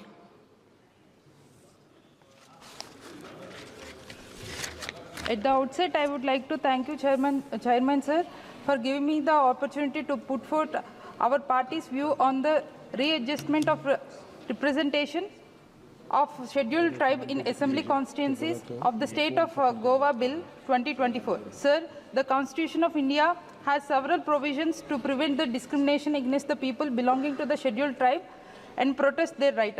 I strongly support this bill, sir. Sir, ప్రధానమంత్రి గౌరవ శ్రీ నరేంద్ర మోడీ గారు మాటల్లో ఆదివాసులు ప్రపంచానికి మూలవాసులని, సంస్కృతి సాంప్రదాయాలు వారసులని పలుమార్లు ప్రకటించారు. అభినందనీయం. కానీ అవి అన్ని మాటల్లోనే మాత్రమే మిగిలిపోయాయి. చేతల్లో మాత్రం వారు ప్రభుత్వం చేసింది శూన్యం. ఆర్థికంగా సామాజికంగా అభివృద్ధికి ఆమడు దూరంలో ఉన్న నా ఆదివాసీ గిరిజన ప్రాంతం స్వతంత్రం వచ్చి 77 సంవత్సరాలు అయినా ప్రగతి శూన్యం. ప్రపంచమంతా అభివృద్ధిపై పరుగులు తీస్తుంటే గిరిజన ఆదివాసీ ప్రాంతం మాత్రం కనీసం కరెంటు లేకుండా, రహదారులు లేకుండా, తాగునీరు సదుపాయం కూడా లేని గ్రామాలు అనేకం ఉన్నాయి. సెల్ ఫోన్ అంటే ఏంటో తెలియని అమాయక ఆదివాసీ జీవితాలు నేటికి దుర్భరంగా ఉన్నాయి. కనీసం దానికి కారణం ప్రభుత్వాలు ఆదివాసీ గిరిజనుల సంక్షేమాన్ని పట్టించుకోకపోవడం అని నా అభిప్రాయం. గిరిజనులకు రాజ్యాంగం ద్వారా కొన్ని ప్రత్యేక హక్కులు చట్టాలు కల్పించబడ్డాయి. అందులో ఒకటి 1/70 చట్టం. ఈ చట్టం ప్రకారం షెడ్యూల్ తెగలకు భూభాగంలోని పూర్తి హక్కులు అధికారాలు స్థానిక గిరిజనులకు మాత్రమే చెందుతుందని అక్కడి ప్రభుత్వం కూడా ప్రైవేటు సంస్థగానే పరిగణించబడినది. కానీ ఈ చట్టం నేడు ఉనికి కోల్పోయింది. స్వయం పాలన కొరకు పేసా చట్టం 1996లో తీసుకుని వచ్చి గిరిజన ప్రాంతంలోని ఏం చేయాలన్నా గ్రామ సభల తీర్మానం ద్వారా మాత్రమే చేయాలని అధికారులు కల్పించిన గొప్ప చట్టాన్ని తీసుకొని వచ్చింది. అది కూడా ఇప్పుడు కనుమరుగైపోయింది. గిరిజనులకు ప్రాణవాయువు లాంటి జీవో నెంబర్ 3 ఇది గిరిజనుల ఉద్యోగ ఉపాధి అవకాశాలను మెరుగుపరిచి గిరిజన ప్రాంతంలో ప్రాథమిక విద్యకు పటిష్ట పునాది వేసిన చట్టం. గిరిజన ఆదివాసీ ప్రాంతం భౌగోళికంగా వైవిధ్యం కలిగిన ప్రాంతం. సముద్ర మట్టానికి 3000 అడుగుల ఎత్తున దట్టమైన అరణ్యంలో నిత్యం కురిసిన వర్షాల్లో జంతువులు తప్ప మనుషులు నివసించడానికి కనీసం అవకాశం లేని అరణ్య ప్రాంతంలో నిత్యం మలేరియా, డెంగ్యూ, చికెన్ గున్యా లాంటి రోగాలు ప్రభవిల్లే ప్రాంతం. అలాంటి ప్రాంతంలో మైదాన ప్రాంతం నుండి ఉపాధ్యాయులను నియమించి అక్కడ నివాసం ఉండలేక నెల రోజుల్లో 2-3 రోజులు మాత్రమే మొక్కుబడికి పాఠాలు చెప్పుకునేవారు. దీనివల్ల విద్య ప్రమాణాలు దారుణంగా పడిపోయి గిరిజన బాలబాలికలు ప్రాథమిక విద్య కూడా నోచుకోని పరిస్థితి కంటతడి తెప్పిస్తుంది. ఈ తరుణంలో చీకటిలో కాంతి వెలుగుల్లాగా జీవో నెంబర్ 3 తీసుకుని వచ్చి గిరిజన ప్రాంతంలో ఉపాధ్యాయుల పోస్టులను స్థానిక గిరిజన అభ్యర్థులకు మాత్రమే భర్తీ చేయాలన్న చట్టం తీసుకుని వచ్చి స్థానికంగా అర్హులైన అభ్యర్థులను తమ ప్రాంతంలోనే ఉన్న పిల్లలకు స్థానిక భాషల్లోనే తమ బోధన సర్దుబాటు చేసుకొని చక్కటి విద్యా ప్రగతిని బాటగా పరిచారు. అలాంటి జీవో నెంబర్ 3 విత్తనాలను మొలకెత్తి విద్యా ఫలాలని అందించే తరుణంలో ఈ జీవో నెంబర్ 3ని సుప్రీంకోర్టు రద్దు చేయడం జరిగింది. అయితే ఉద్యోగ అవకాశాలు లేక మైదాన ప్రాంత అభ్యర్థులతో పోటీ పడలేక మా గిరిజన ప్రాంతంలోని ఉన్న నిరుద్యోగ విద్యార్థులు ఎంతోమంది మత్తు పదార్థాలకు బానిసలుగా మారి ప్రమాదం ఉంది సార్. అయితే దయచేసి పాలక ప్రభుత్వం మా కోసం కొత్తగా ఏమి చేయక్కర్లేదు, కానీ ఉన్న చట్టాల్లో హక్కులు మాత్రం తీసేయకండి. జీవులకు ప్రాణవాయువు ఎంత ముఖ్యమైనదో గిరిజన ఆదివాసీ విద్యా సంస్థలకు యువత ఉద్యోగ ఉపాధికి ప్రాణవాయువు జీవో నెంబర్ 3 సార్ పునరుద్ధరించాలి. లేకపోతే ప్రత్యామ్నాయంగా మరో జీవో తీసుకొని వస్తే గిరిజన ఆదివాసీ ప్రాంతాలకు 100% ఉద్యోగాలు స్థానిక గిరిజనులకి మాత్రమే భర్తీ చేయాలని కోరుకుంటున్నాను సార్. వారు నేర్చుకోవాల్సింది కాకుండా గిరిజన ప్రాంతంలో ఉండే వాతావరణ భౌగోళికంగా స్వరూపానికి ఇదొక కారణం కావచ్చు. ఇది మీకు ఆశ్చర్యం కలిగించవచ్చు, కానీ ఇదే నిజం సార్. ఈ జీవో నెంబర్ 3 మీద కొన్ని లక్షలాది మంది గిరిజన నిరుద్యోగులు ఆధారపడి ఉన్నారు సార్. ఖచ్చితంగా ఇట్లాంటి జీవోని మాత్రం తొలగించకుండా, లేకపోతే తొలగించవలసి అవసరం ఉంటే ఈ జీవో నెంబర్ 3ని ఇంకో జీవో నెంబర్తో మళ్ళీ పునరుద్ధరించాలని చెప్పి మిమ్మల్ని కోరుకుంటూ సెలవు తీసుకుంటున్నాను. Thank you sir. Shri Sudhakar Singh.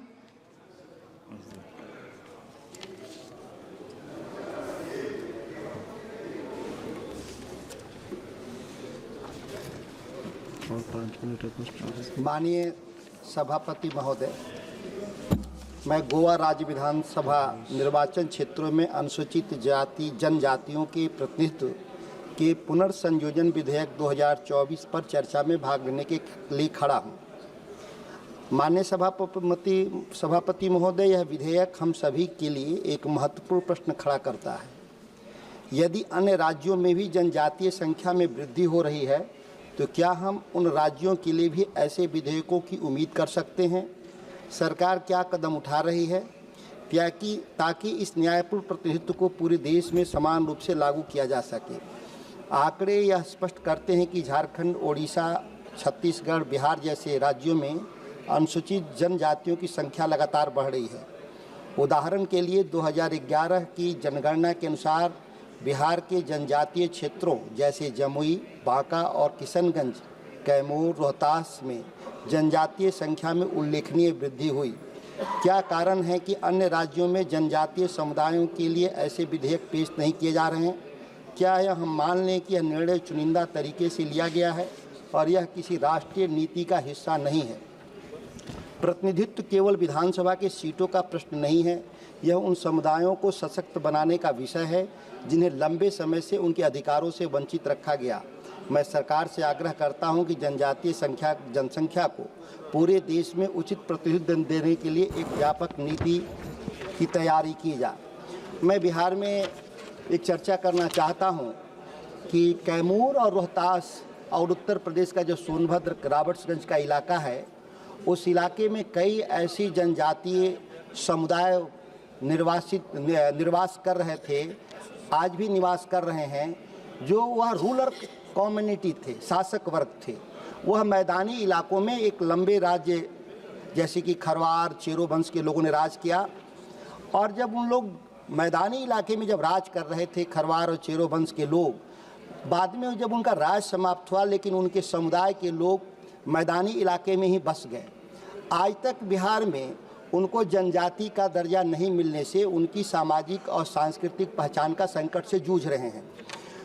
यहाँ तक कि गोंड बिरादरी, लोहार बिरादरी, मुसहर बिरादरी जैसी आदिम जो जनजातियाँ हैं, उनको आदिम जनजाति का, अनुसूचित जाति का आज तक दर्जा नहीं मिलने से उन समुदायों में भारी रोष भी है। यहाँ तक कि कभी कभी हिंदी और अंग्रेजी के शब्दावली के आधार पर उनको आदिवासी समुदाय का सर्टिफिकेट नहीं मिलता। गोंड और गोंड, लोहार एवं लोहरा, इस तरह के केवल शाब्दिक अर्थों पे थोड़े से अर्थों को भिन्न होने से उन लोगों को आदिवासी का दर्जा नहीं मिलने से बिहार में ऐसे समुदाय में भारी रोष है। सामाजिक आर्थिक जनगणना के अभाव में अभी जब देश में सामाजिक आर्थिक जनगणना एक देर से शुरू हुआ और इसके अभाव के चलते हम लोग ये तय नहीं कर पा रहे हैं कि किस समुदाय का कितनी आबादी है और आबादी के अनुपात में जो मिलने का जो आरक्षण की जो सीमा है वो किस स्तर तक बढ़ना चाहिए, यह हमारे पास एक वैज्ञानिक साक्ष्य नहीं है। इसीलिए सरकारों से, भारत की सरकार से हम लोग उम्मीद करते हैं कि जल्दी ही जातीय सामाजिक जनगणना को कार्य पूरा करेंगे, जिससे आने वाले समय में हम आरक्षण के प्रावधानों को वैज्ञानिक तरीके से आगे बढ़ाने का काम करेंगे। जब देश में एक देश एक चुनाव का संविधान संशोधन जब प्रस्तावित है, एक मिनट रुकिए, मैं अपनी बात को समाप्त कर रहा हूँ। वन्य अधिकार अधिनियम 2006 पास होने के बावजूद भी इस इलाके के आदिवासी समुदायों में अभी तक वन उपज को लेकर के एक स्पष्ट प्रावधान नहीं होने से बिहार के कई जो ऐसे जो इलाका हैं जो जनजाति रहते हैं, जनजाति समुदाय के, उन लोगों के इलाके में सड़क का व्यवस्था, बिजली की व्यवस्था, पानी की व्यवस्था, पीने वाली पानी की व्यवस्था हम नहीं कर पा रहे हैं। वहीं जब उद्योग लगाने की बात होती है, खनन की बात होती है, तो उन इलाकों में भारत सरकार लगातार परमिशन देने का काम करती है। यह एक दो तरफा सरकार की जो नीति है, इसको बदलने की आवश्यकता है। चूँकि समय मेरा बहुत कम था, इसीलिए मैं इतनी बातों के साथ अपनी बात को समाप्त करता हूँ। धन्यवाद। Thank you. The House stands adjourned to meet on Wednesday, 18th December 2024 at 11 a.m.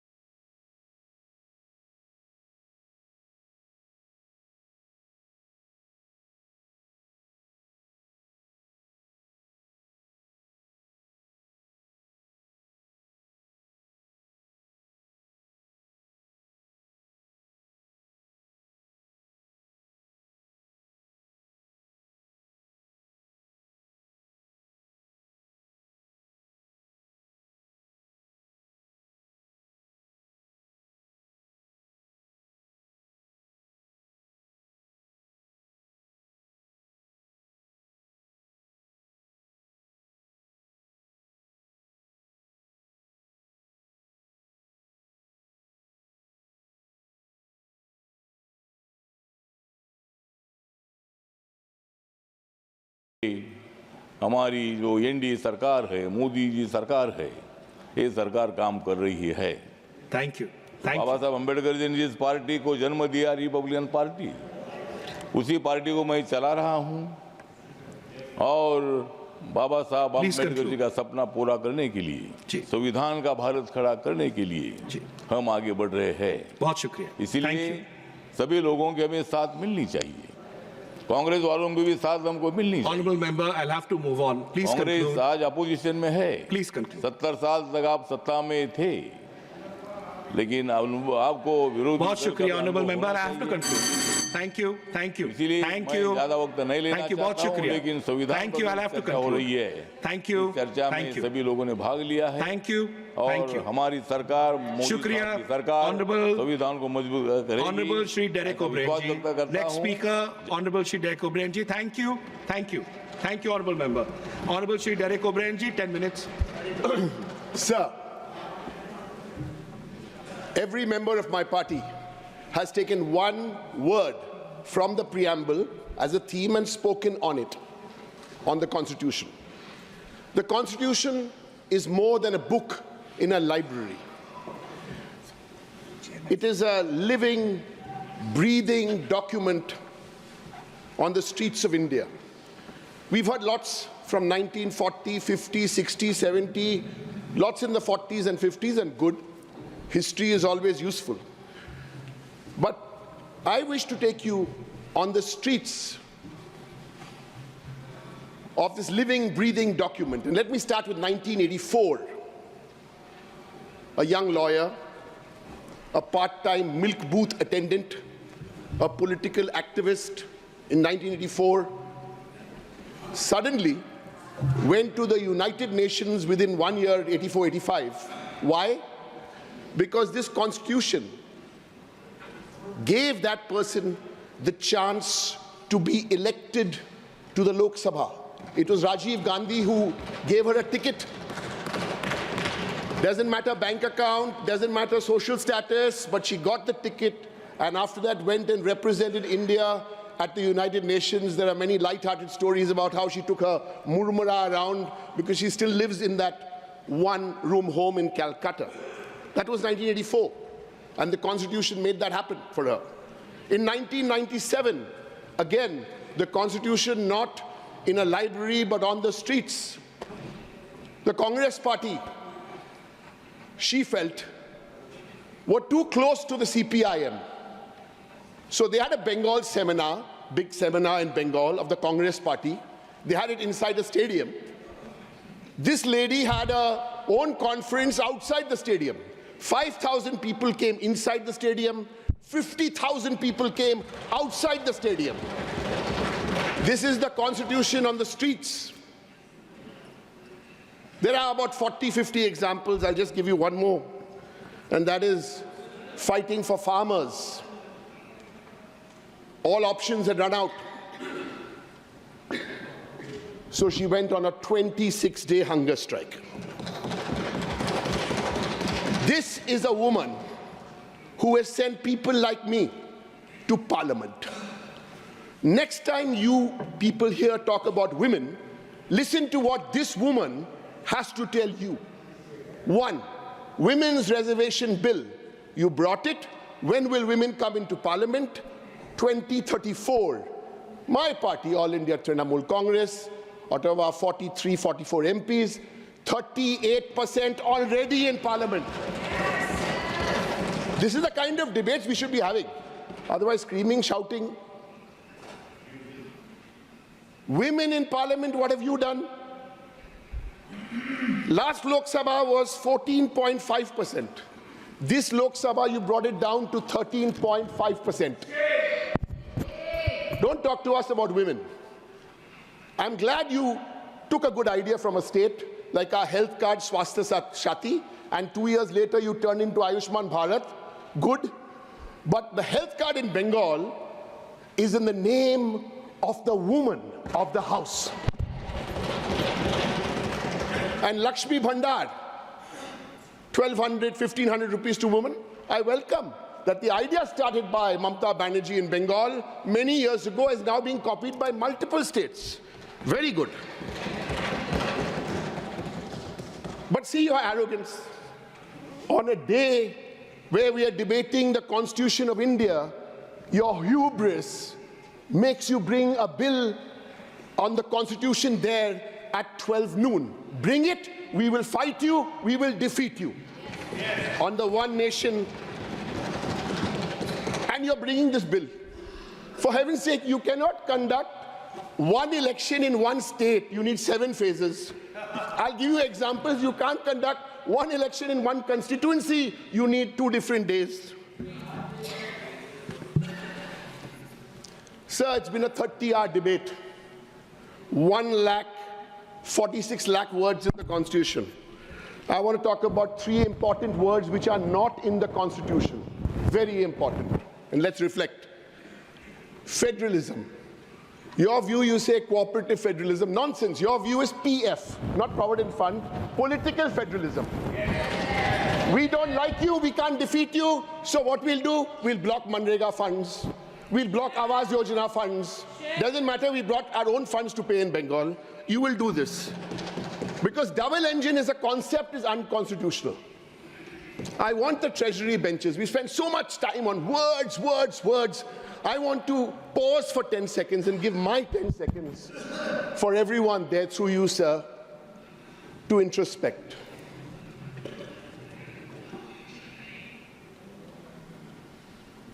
Think about it.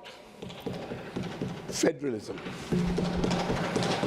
Second word not mentioned in the Constitution. Media. And we have all the respects for journalists, all of them. Not mentioned in the Constitution. I want to use this platform of Parliament to ask the 10 biggest media owners. You're watching this, I hope. The 10 biggest media owners. Don't give me examples of 1975 in the emergency. No. The 10 big media owners, you're billionaires. The next 7 seconds is for you. In silence, reflect. Introspect. And the third word not mentioned in the Constitution, which is very important but not mentioned. The opposition, not mentioned in the Constitution. It's a very basic rule. The opposition must have its say. We don't have the numbers here. The government will have its way. It's as simple as that. So allow us to have our say.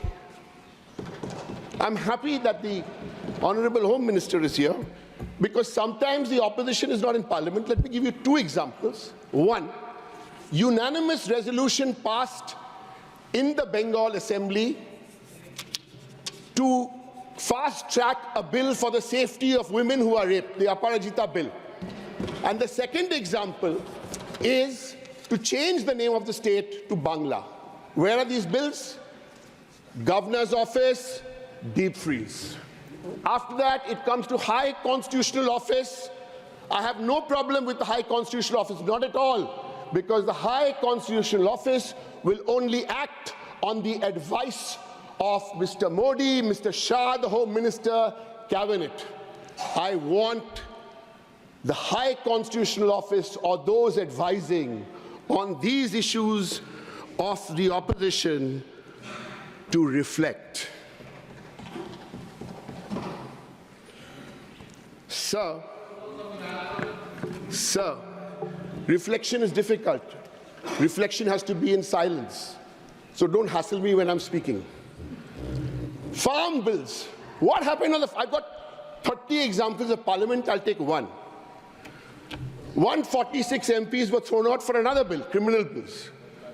There's an enabling act of the Nazis that brought that in 1933. Read that, because that also gives you similarities. But come to the farm bills. What happened on the farm bills? The opposition objected. Why? Because we wanted voting on the bills. When the opposition objected, what happened? Everyone got suspended. The videos went out. Oh, opposition was dancing or moving around on the tables. My question is, when you brought repeal the farm bills, quietly sat down and you repealed the farm bills, why didn't you allow the opposition to debate that subject when you repealed those bills? allow us. Sir, in all this, some of this explanation will not be understood because there are parties like mine, led by Mamata Banerjee and the people of Bengal. You try and get us in Bengal, every time of 10 seats, you lose 3, we win 8. So that's you're stuck with that. Sir, we will not allow this parliament to ever become an RSS Shakha. Never. We'll fight for it, sir. Sir, but I want to end on a celebratory note, on a happy note, because I've stayed only with the Constitution. And as I started, the Constitution is more than a book in the library. It is a living, breathing document on the streets. And I know these streets of Calcutta, of every district in Bengal. Sir, I'll end with a story. It's a reality. There's a Jewish bakery in Calcutta where a week away from Christmas, there must be about 4,000 or 5,000 Jews in India. The Jewish bakery makes delicious Christmas cake. All the 300 bakers in that Jewish bakery all belong to one community. They're all Muslim, each one of them. And starting with about a week before Christmas, there are long lines outside the bakery. And if you go and ask people those lines, they'll tell you, Bhaskar, Rima, Orun, doesn't matter, they're all Indians, but they're in that line in that Jewish bakery. 80% Hindus. So I finished, sir, 1 minute. And what are they celebrating? A Christian festival. Sir, I want to conclude by saying, come to Bengal, come at the end of March. Now you can come and celebrate Christmas. Come at the end of March to line up on Red Road and watch the Eid prayers, or mark the date, on the 30th of April, come to Digha to see the beautiful new Jagannath temple. Thank you, sir. Sri P.P. Sunil, 3 minutes. Yes, sir. No, reduce to 3 minutes. Honorable Chairman, sir. Previous speakers have highlighted the history of our Constitution and the challenges it faces today. Given the nature of the topic and listening to some of the speech from the Treasury bench, there is much to be said. Opening the discussion, Honorable the Finance Minister targeted the Soviet Union's model, forgetting their immense assistance for our country in terms of numerous infrastructure projects at the scale of the Bilai Steel Plant and their support to us during the 1971 war. It was a joint Indo-Soviet space program that sent the first Indian into space. Like this, there is much to call out and expose the lies spoken from the Treasury bench, but given the paucity of time, I rise to speak only on the reality behind the 11 resolutions given by Prime Minister in the Lok Sabha. While these resolutions may appear optimistic, they do not align with the reality of governance under the BJP. The first one, be it government or citizen, all must fulfill duties. While it is noble to call for duties, this comes from a government that has sidestepped its responsibilities, particularly in tackling unemployment and inflation. In our Constitution, duties follow behind rights, and rights of the peoples is a term the BJP has no value or. To Sabka Saath, Sabka Vikas. This slogan falls flat as Dalits, Adivasis and minorities, especially Muslims, continue to face discrimination. The government and BJP's action contradict this call for inclusive development. Third one, zero tolerance towards corruption. The BJP's call for zero tolerance is undermined by its own actions. The Treasury repeatedly obstructed discussions on corruption charges against a corporate house, and several alleged corporate individuals are now ruling party leaders. The fourth one, laws of nation, we should be proud of them. Selective enforcement of laws like UAPA target dissenters and activists. The recent suicide of an individual in Madhya Pradesh due to ED harassment raises serious questions about misuse of power and fairness of law enforcing authorities. The fifth one, freedom from colonial hangover, pride in India's culture and heritage. While it is important to move beyond colonial legacies, the BJP's obsession is with distorting India's past to further its device agenda. Creating artificial enemies to divide the people does not help national progress. Freedom from dynasties in politics. The BJP's own dynastic nature is evident with several leaders holding power for decades. The PM should look to the left for lessons in political merit if he wants to pursue a political that look beyond dynasties. Samvidhi Ka Saman. The RSS early attacks on our constitution remain relevant. Their allegiance to Manusmriti over the constitution speaks volumes about their commitment to democratic principles. Don't take away reservations of those who need them. While the Prime Minister's statement is welcome, the BJP's policies, including privatization, have eroded opportunities for marginalized communities to benefit from reservations. Reservations can be safeguarded only when there is a strong public need. Last point, sir. Women-led development. Real women's empowerment requires more than rhetoric. CPI leader, Comrade Geeta Mukherjee, was the pioneer of the Women's Reservation Bill. The BJP has created obstacles from moral policing to the mistreatment of women wrestlers. The Prime Minister must act on his words by implementing the Women's Reservation Act immediately. In conclusion, these resolutions fail to address the true needs of our country. There is a growing gap between the government's promises and its action. True progress requires a commitment to equality, justice, secularism, and federalism as enshrined in our criticism. Thank you, sir. Sri Sana Satish Babu, 3 minutes.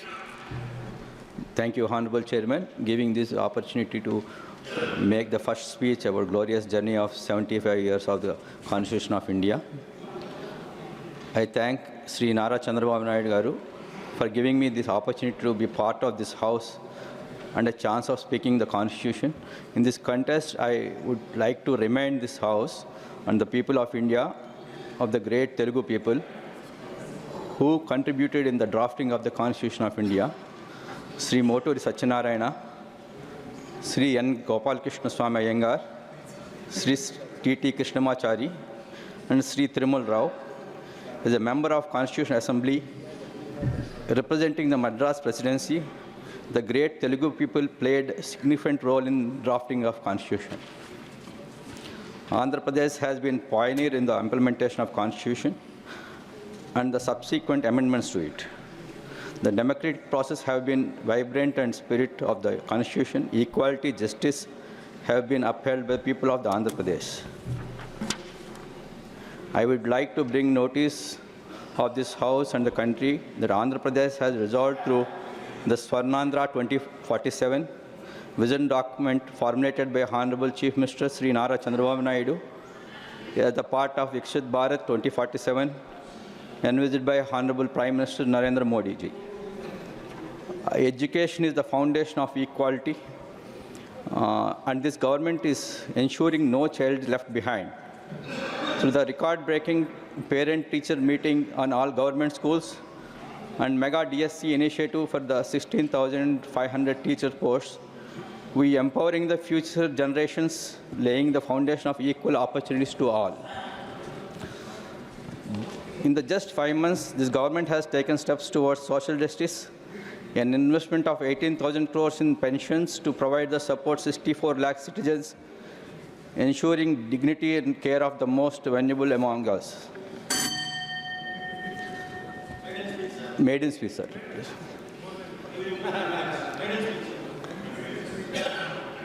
AP has introduced the transformative policies initiatives designed to ensure economic justice to creating the inclusive growth of opportunities across the various sectors, including AP Industrial Development Policy 4.0, AP MSME Policy, AP Food Processing Policy, AP Electronics Policy, AP Integrated Clean Energy Policy. The spirit of unity of Estonians, the 1,500 crores of central financial assistance for the development of new capital Amaravati, the testament of the nation standing with Andhra Pradesh. Just 1 minute, sir. The member belonged to the opposition party, YSR Sapi party, commented yesterday about constitution in Andhra Pradesh. He commented very social media workers and all the things, but their party workers commented in social media against women. That's unconstitutional. But the party person is commented very wrongly. And the member belongs to party has falsely arrested 3 term serving chief minister at the age of 74 without evidence. Thank you. By the misusing the state machinery. B.D. Mastan Rao Yadav. 3 minutes. Honorable Chairman, sir, thank you for giving me this opportunity to speak on the solemn occasion. I am delighted to stand in this August House to speak on our great Constitution on the occasion of its 75 years of adoption. But for the visionaries like Mahatma Gandhi, Dr. Baba Sahib Ambedkar, Sardar Vallabhbhai Patel ji, and Bhogaraj Sitaramaya, Maulana Abdul Kalam Azadi ji, etc., a person like me could not have entered the portals of this temple of democracy. These leaders provided the language, the substance of India's unity in diversity, and the ideals enshrined in the preamble: justice, liberty, equity, and fraternity. I pay homage to all those who provide us the greatest constitution for India. Hamara Samvidhan, Hamara Samman, a campaign is launched by Her Excellency Honorable President of India, aims to deepen citizens' understanding of the Constitution in spite of cultural barriers, language divide, historical tensions, regionalism, and social economic disparities. As our Prime Minister Sri Narendra Modi ji said, India is strong because of its diversity. We are proud that our Constitution, framed by our founding fathers, is standing as solid rock over the last 75 years. And it is the responsibility of all of us to stand united for the integrity and prosperity of all Indians, so that India will be a developed nation, Vikasit Bharat, by 2047. On this occasion, it is to submit few critical aspects of the need for inclusivity of OBCs in the development of our country. Though, as per our Constitution, all are maybe equal before law. But I have no hesitation to mention that all are not equal in getting the fruits of freedom and envisaged by our founding fathers of the Constitution. While representation of weaker sections in public services, especially for OBCs, has been improving, though at nail space.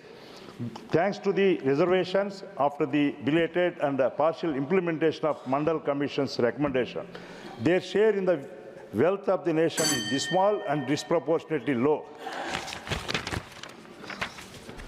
We are proud that Honorable Prime Minister Sri Narendra Modi ji, a OBC leader, is leading the nation successfully over the past 11 years and keeping the Indian flag high in the international platforms. I hope that Honorable Prime Minister ji will focus on the development of OBCs in all walks, and especially in the field of industry, trade and business, and help the OBCs grow on par with others. This will be possible, 1 minute, sir. This will be possible if all the recommendations of the Mandal Commission are implemented within fixed frame time. In this regard, I also humbly implore the Honorable Prime Minister to create separate ministry for the welfare and development of the OBCs, so that there will be a special focus on the overall development of the OBCs in this country. I thank the chair and my leader. You made your point. Sri R. Girirajan. 3 minutes. Honorable Chairman, sir, thank you for giving me the opportunity to participate in the special discussion to mark the choral jubilee of the adoption of the Constitution by the Constituent Assembly. Sir, Constitution is the mother of all other laws of the country. Every law enacted by the government has to be in the conformity with the Constitution. Unfortunately, most of the bills brought and passed by this government from 2014 are against the guiding principles of the very own Constitution. Sir, the BJP leaders are accusing the Congress for indiscriminate use of Article 356 to tackle states' government in the past. But what BJP is doing is different technique, poaching and purchasing the MLAs to tackle the duly elected governments. It is unfortunate that BJP is resorting to undemocratic means to tackle state governments which are ruled by the opposition parties. Sir, people will not forget what they did in Karnataka or Madhya Pradesh, what they did in Maharashtra, Goa and Arunachal Pradesh to tackle government. Sir, the governors are being used as a BJP state presidents in all the opposition-ruled states. The BJP appointed governors interfere in the affairs of the duly elected government and not responding the cabinet decision and the bills passed by the assembly of the duly elected government is unconstitutional. The governors acting as super chief ministers in the opposition-ruled states like Tamil Nadu, Telangana, Karnataka, Kerala, West Bengal, Punjab and Delhi is untenable and unwarranted. Sir, the injustice caused by BJP government to ruin the aspirations of the states and to promote their regional language is unconstitutional. And misuse of power, their penchant for the imposition of Hindi on non-Hindi speaking people is nothing but the linguistic terrorism. Sir, the government should declare all the regional languages as the official language of the state and allow them to practice in respective high courts as official languages. Sir, Manilatil Suyachi, Madhil Kutachi, which means autonomy to the state, federalism at the center, வடக்கு வாழ்கிறது தெற்கு தேய்கிறது என்று நாங்கள் சொல்லிய காலம் உண்டு.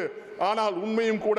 ஆனால் பேரறிஞர் அண்ணா, முத்தமிழறிஞர் டாக்டர் கலைஞர், தளபதி மு.க. ஸ்டாலின் ஆகிய முப்பெரும் தலைவர்களின் சீரிய வழிகாட்டுதலில் திராவிட மாடல் ஆட்சியில் பயனாக அபரிதமாக வரும் வருவாய் எல்லாம் வடக்கு எடுத்துக்கொண்டு உழைத்து பிழைக்க வழி தேடி வருவோரெல்லாம் வாழ்வாங்கு வாழ வந்தாரை வாழ வைக்கும் எங்கள் தமிழ்நாடு இந்த திராவிட மாடல் ஆட்சி செய்த வளர்ச்சி காரணமாக வருவாய் ஈட்டுவதில் முன்னணி மாநிலமாக தமிழ்நாடு உள்ளது. Sir, only 1 second, sir. The Constitution of India is our holy book. Must be ensured the fundamental rights and core values enshrined and maintained, undisturbed and reversed.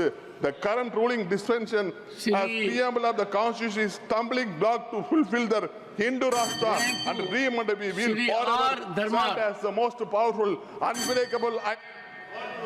Shri R. Dharma, 3 minutes. Sir, thank you sir. சமூக நீதி என்பது திராவிட இயக்கத்தின் உயிர் மூச்சு. எங்கள் அனைத்து இந்திய அண்ணா திராவிட முன்னேற்ற கழகத்தை உருவாக்கிய தமிழக மக்களின் என்றும் மனதில் நினைந்திருக்கின்ற புரட்சி தலைவர் எம்ஜிஆர் அவர்கள் 69% இடஒதுக்கீடை தந்தார்கள். இதே தெய்வம் புரட்சி தலைவி மாண்புமிகு ஜெயலலிதா அம்மா அவர்கள் நாடாளுமன்றத்தில் 9வது அட்டவணையில் இடம்பெற வைத்து 69% இடஒதுக்கீடை ஏற்படுத்தி தந்தார்கள். 1993 தமிழக சட்டசபையில் தமிழ்நாடு இடஒதுக்கீடு 69% இடஒதுக்கீடை சட்டமாக நிறைவேற்றப்பட்டது. சமூக நீதி கொள்கையை தொடர்ந்து புரட்சி தலைவி ஜெயலலிதா அவர்கள் செயல்படுத்த மேற்கொண்ட சட்ட நடவடிக்கைகள் ஆகும். குடியரசுத் தலைவரின் ஒப்புதல் பெற அவர்கள் எடுத்துக்கொண்ட போராட்டம் மத்திய அரசு சமரசம் செய்து அளித்தது. இந்திய குடியரசுத் தலைவர் சங்கர் தயாள் சர்மா அவர்கள் 1 மாதத்திற்குள் இந்த மசோதாவிற்கு ஒப்புதல் அளித்தார்கள். மாண்புமிகு புரட்சித் தலைவி அம்மா அவர்கள் பெண்கள், குழந்தைகள் மற்றும் ஏழை மக்களின் நலனின் அம்மாவின் திட்டங்கள் முக்கிய பங்காற்றியன. அவர்கள் அம்மா உணவகம், இலவச கல்வி திட்டங்கள் போன்ற திட்டங்கள் இன்று மக்களுடைய நிலையாக இருக்கின்றது. ஒடுக்கப்பட்ட மக்களை தாழ்விலிருந்து மேலே உயர்த்த வேண்டும் என்ற உறுதியில் புரட்சி தலைவி ஜெயலலிதா அவர்கள் செயல்பட்டார்கள். அவரது தைரியத்தாலும் கண்ணியத்தாலும் தமிழ்நாட்டின் சமூக நீதிக்கான அடிப்படை சின்னமாக மாண்புமிகு புரட்சி தலைவி அம்மா அவர்கள் திகழ்கின்றார்கள். சமூக நீதியும் சமத்துவமும் தமிழ்நாட்டின் அடையாளமாக இருப்பதற்கு இதயம் புரட்சி தலைவி அம்மா அவர்களே என்று பதிவு செய்து வாய்ப்புக்கு நன்றி கூறுகிறேன். நன்றி. Thank you sir. Shri Kartikeya Sharma. Shri Kartikeya Sharma. And after this, after Kartikeya Sharma. Thank you, Chairman, sir. Sir, giving me an opportunity to speak on the historic occasion and a rare privilege. Today, when we celebrate 75 years of the Indian Constitution, we commemorate not just a legal document, but the very spirit of India, our hopes, dreams, and aspirations. Our Constitution is a living testimony of the vision of our forefathers and sacrifice of our people, the resilience of our democracy. Sir, it has weathered many challenges, including deliberate attempts to undermine its foundation, yet stood firm as the bedrock of justice, liberty, equality, and fraternity.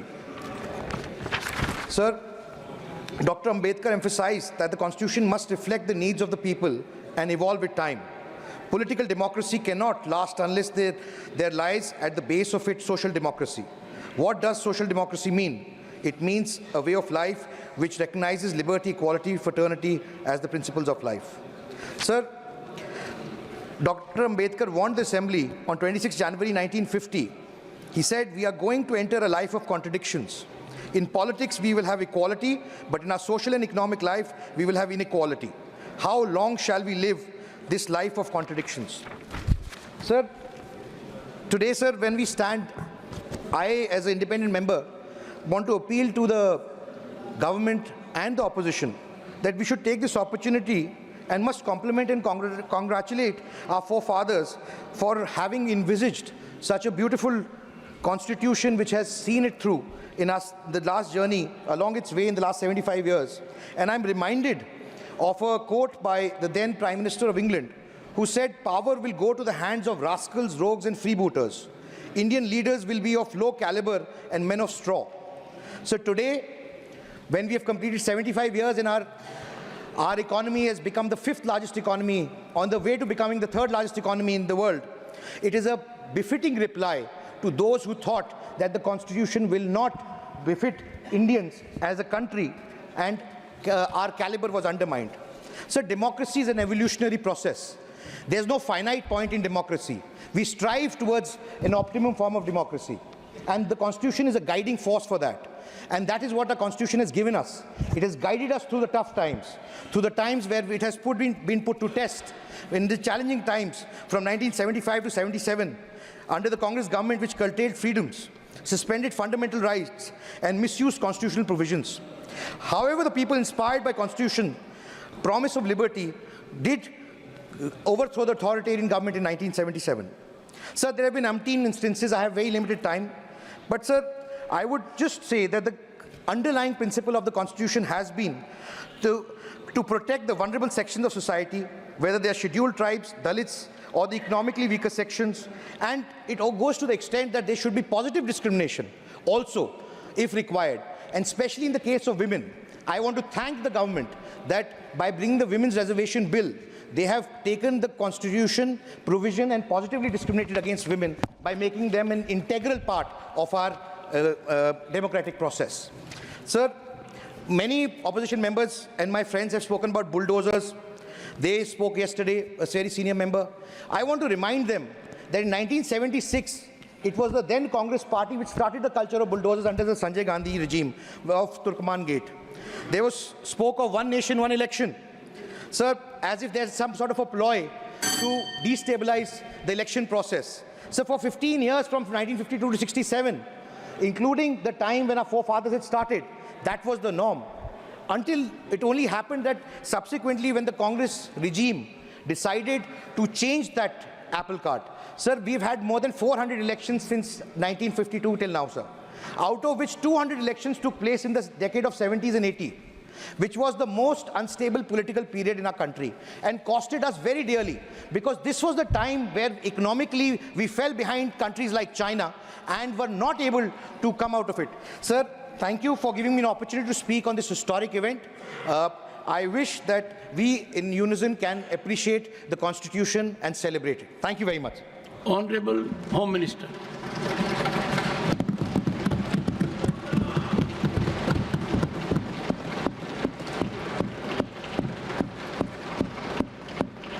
सम्मान्य सभापति महोदय, सबसे पहले मैं आपके प्रति आभार का भाव प्रकट करना चाहता हूं कि इस महत्वपूर्ण चर्चा में आपने मुझे हिस्सा लेने का मौका दिया है। महोदय, ये चर्चा जो है,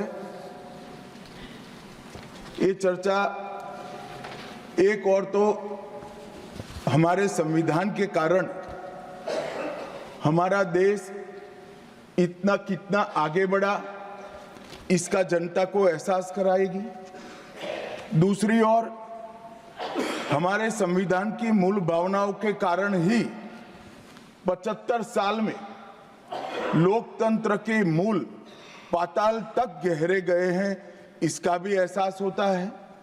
और तीसरी ओर ये भी मालूम पड़ता है जब संविधान की भावनाओं को दरकिनार कर कर कोई अपने लिए संविधान को तोड़ मरोड़ कर आगे चलने का प्रयास करता है तो किस प्रकार के अकस्मात और किस प्रकार की दुर्घटनाएं होती हैं। इस सभी दृष्टि से देखें तो संविधान की दोनों सदन में जो चर्चा हुई है वो चर्चा एक प्रकार से हमारे किशोरों के लिए, हमारी युवा पीढ़ी के लिए आने वाले दिनों में ये दोनों महान सदन में बैठकर देश का भविष्य का निर्णय करने वालों के लिए बहुत शिक्षणात्मक रहेगी, ऐसा मेरा मानना है। और देश की जनता के लिए भी क्षीण करने में बहुत मदद करेगी कि किस पार्टी ने आज जो 75 साल की मीमांसा होगी इसमें स्पष्ट हो जाएगा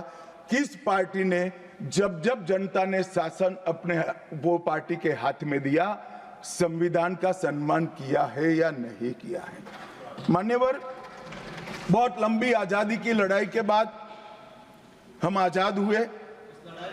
जब हम आजाद हुए तब दुनिया भर के कई राजनीतिक पंडितों ने कई आगाहियां की थी कि ये देश बिखर जाएगा, शायद बन ही नहीं पाएगा। कुछ लोगों ने ऐसी आगाही की थी कि यहां डेमोक्रेटिक वैल्यू प्रस्तापित हो ही नहीं पड़ सकते, एकता हो ही नहीं सकती और ये देश आर्थिक रूप से कभी भी आत्मनिर्भर नहीं हो पाएगा। और आज जब 75 साल के समय के बाद संविधान को स्वीकार करने के बाद पीछे मुड़कर देखते हैं तो सरदार पटेल का मैं अब धन्यवाद करना चाहता हूं कि सरदार साहब के अथक परिश्रम के कारण आज देश एक होकर मजबूती से दुनिया के सामने खड़ा।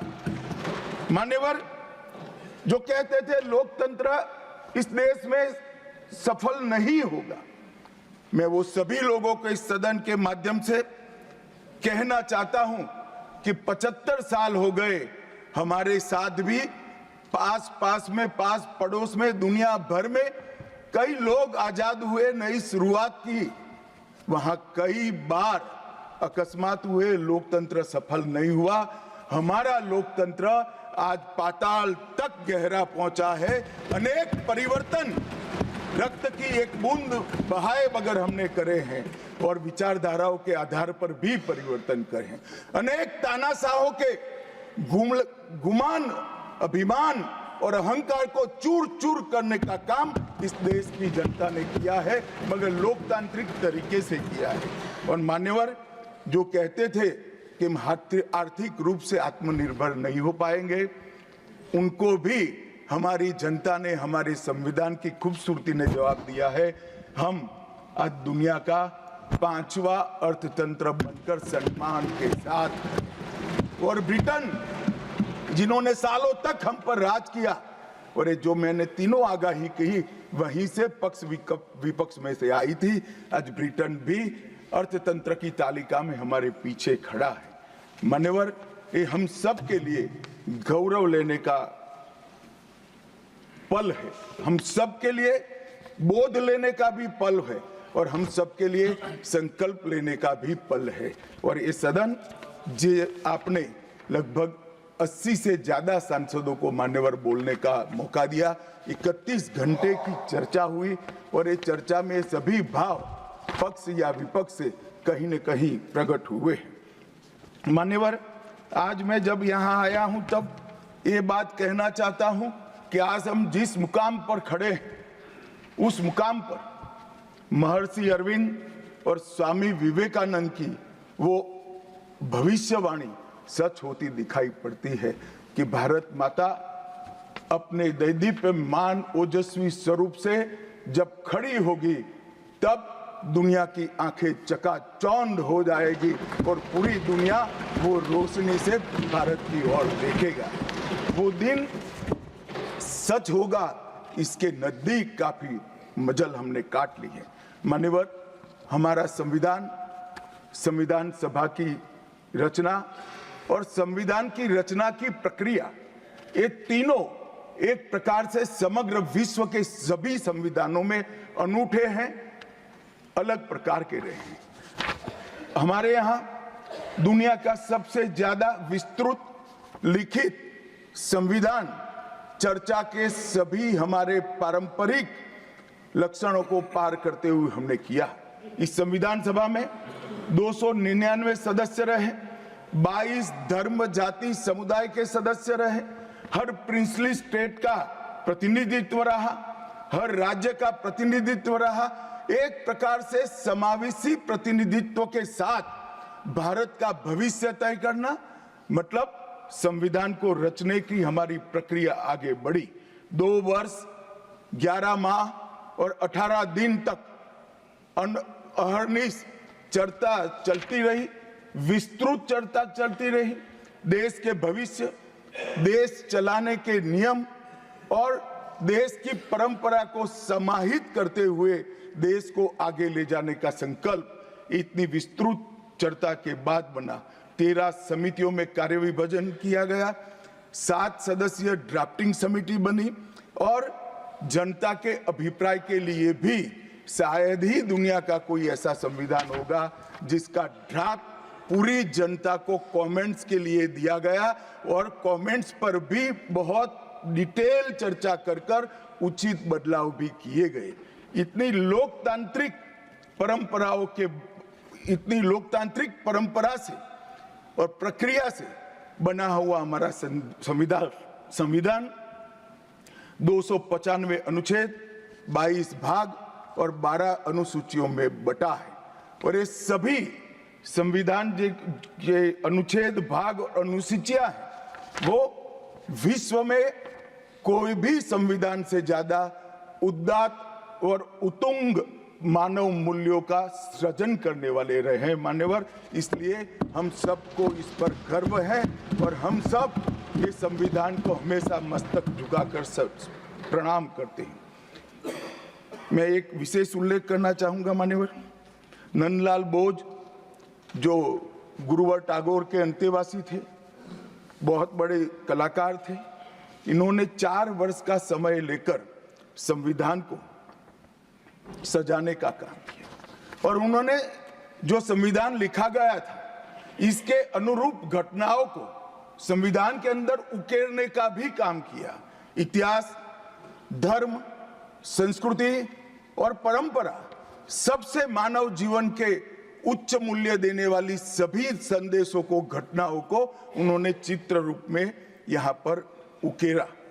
यहाँ पर भगवान राम का चित्र भी मिलेगा, बुद्ध और महावीर का भी मिलेगा, दशम पिता गोविंद सिंह जी का भी चित्र मिलेगा, गुरुकुल, हमारी शिक्षा नीति कैसी होनी चाहिए इसका संदेश भी मिलता है, राम सीता लक्ष्मण वो एक प्रकार से हमारे अधिकारों का चित्रण करते वक्त दिखाए गए, भगवत गीता के संदेश का चित्र भी दिया, शिवाजी और लक्ष्मीबाई को भी यहाँ पर स्थान देकर देशभक्ति के उत्तुंग पाठ हमें पढ़ाए।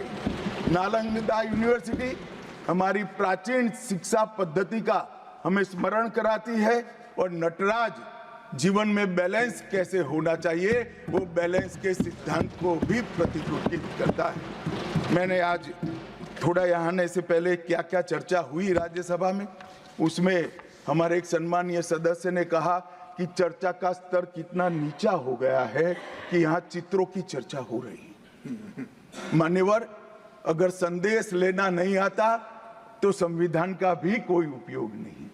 ये सारे जो चित्र लगाए हैं वो हमारे हजारों साल से चलने वाले हमारे राष्ट्र के जीवन को उद्घोषित करने वाले। और कोई ये न समझे कि हमारा संविधान दुनिया के संविधानों की नकल है। हाँ, हमने हर संविधान का अभ्यास जरूर किया है, क्योंकि हमारे यहाँ तो ऋग्वेद में कहा गया हर कोने से हमें अच्छाई प्राप्त हो, शुभ विचार प्राप्त हो और शुभ विचार को स्वीकारने के लिए मेरा मन खुला हो। मान्यवर, हमने सबसे अच्छा लिया है, मगर हमारी परंपराओं को नहीं छोड़ा है। पढ़ने का चश्मा अगर विदेशी है तो संविधान में भारतीयता कभी नहीं दिखाई देती। और मैं मानता हूं कि जिसने भी संविधान को सिर्फ शब्दों में छापा है और चित्रों को निकाल दिया है, उन्होंने संविधान की भावनाओं के साथ छल किया है। चित्र बगैर का संविधान अधूरा संविधान। मान्यवर, इसके अंदर संविधान सभा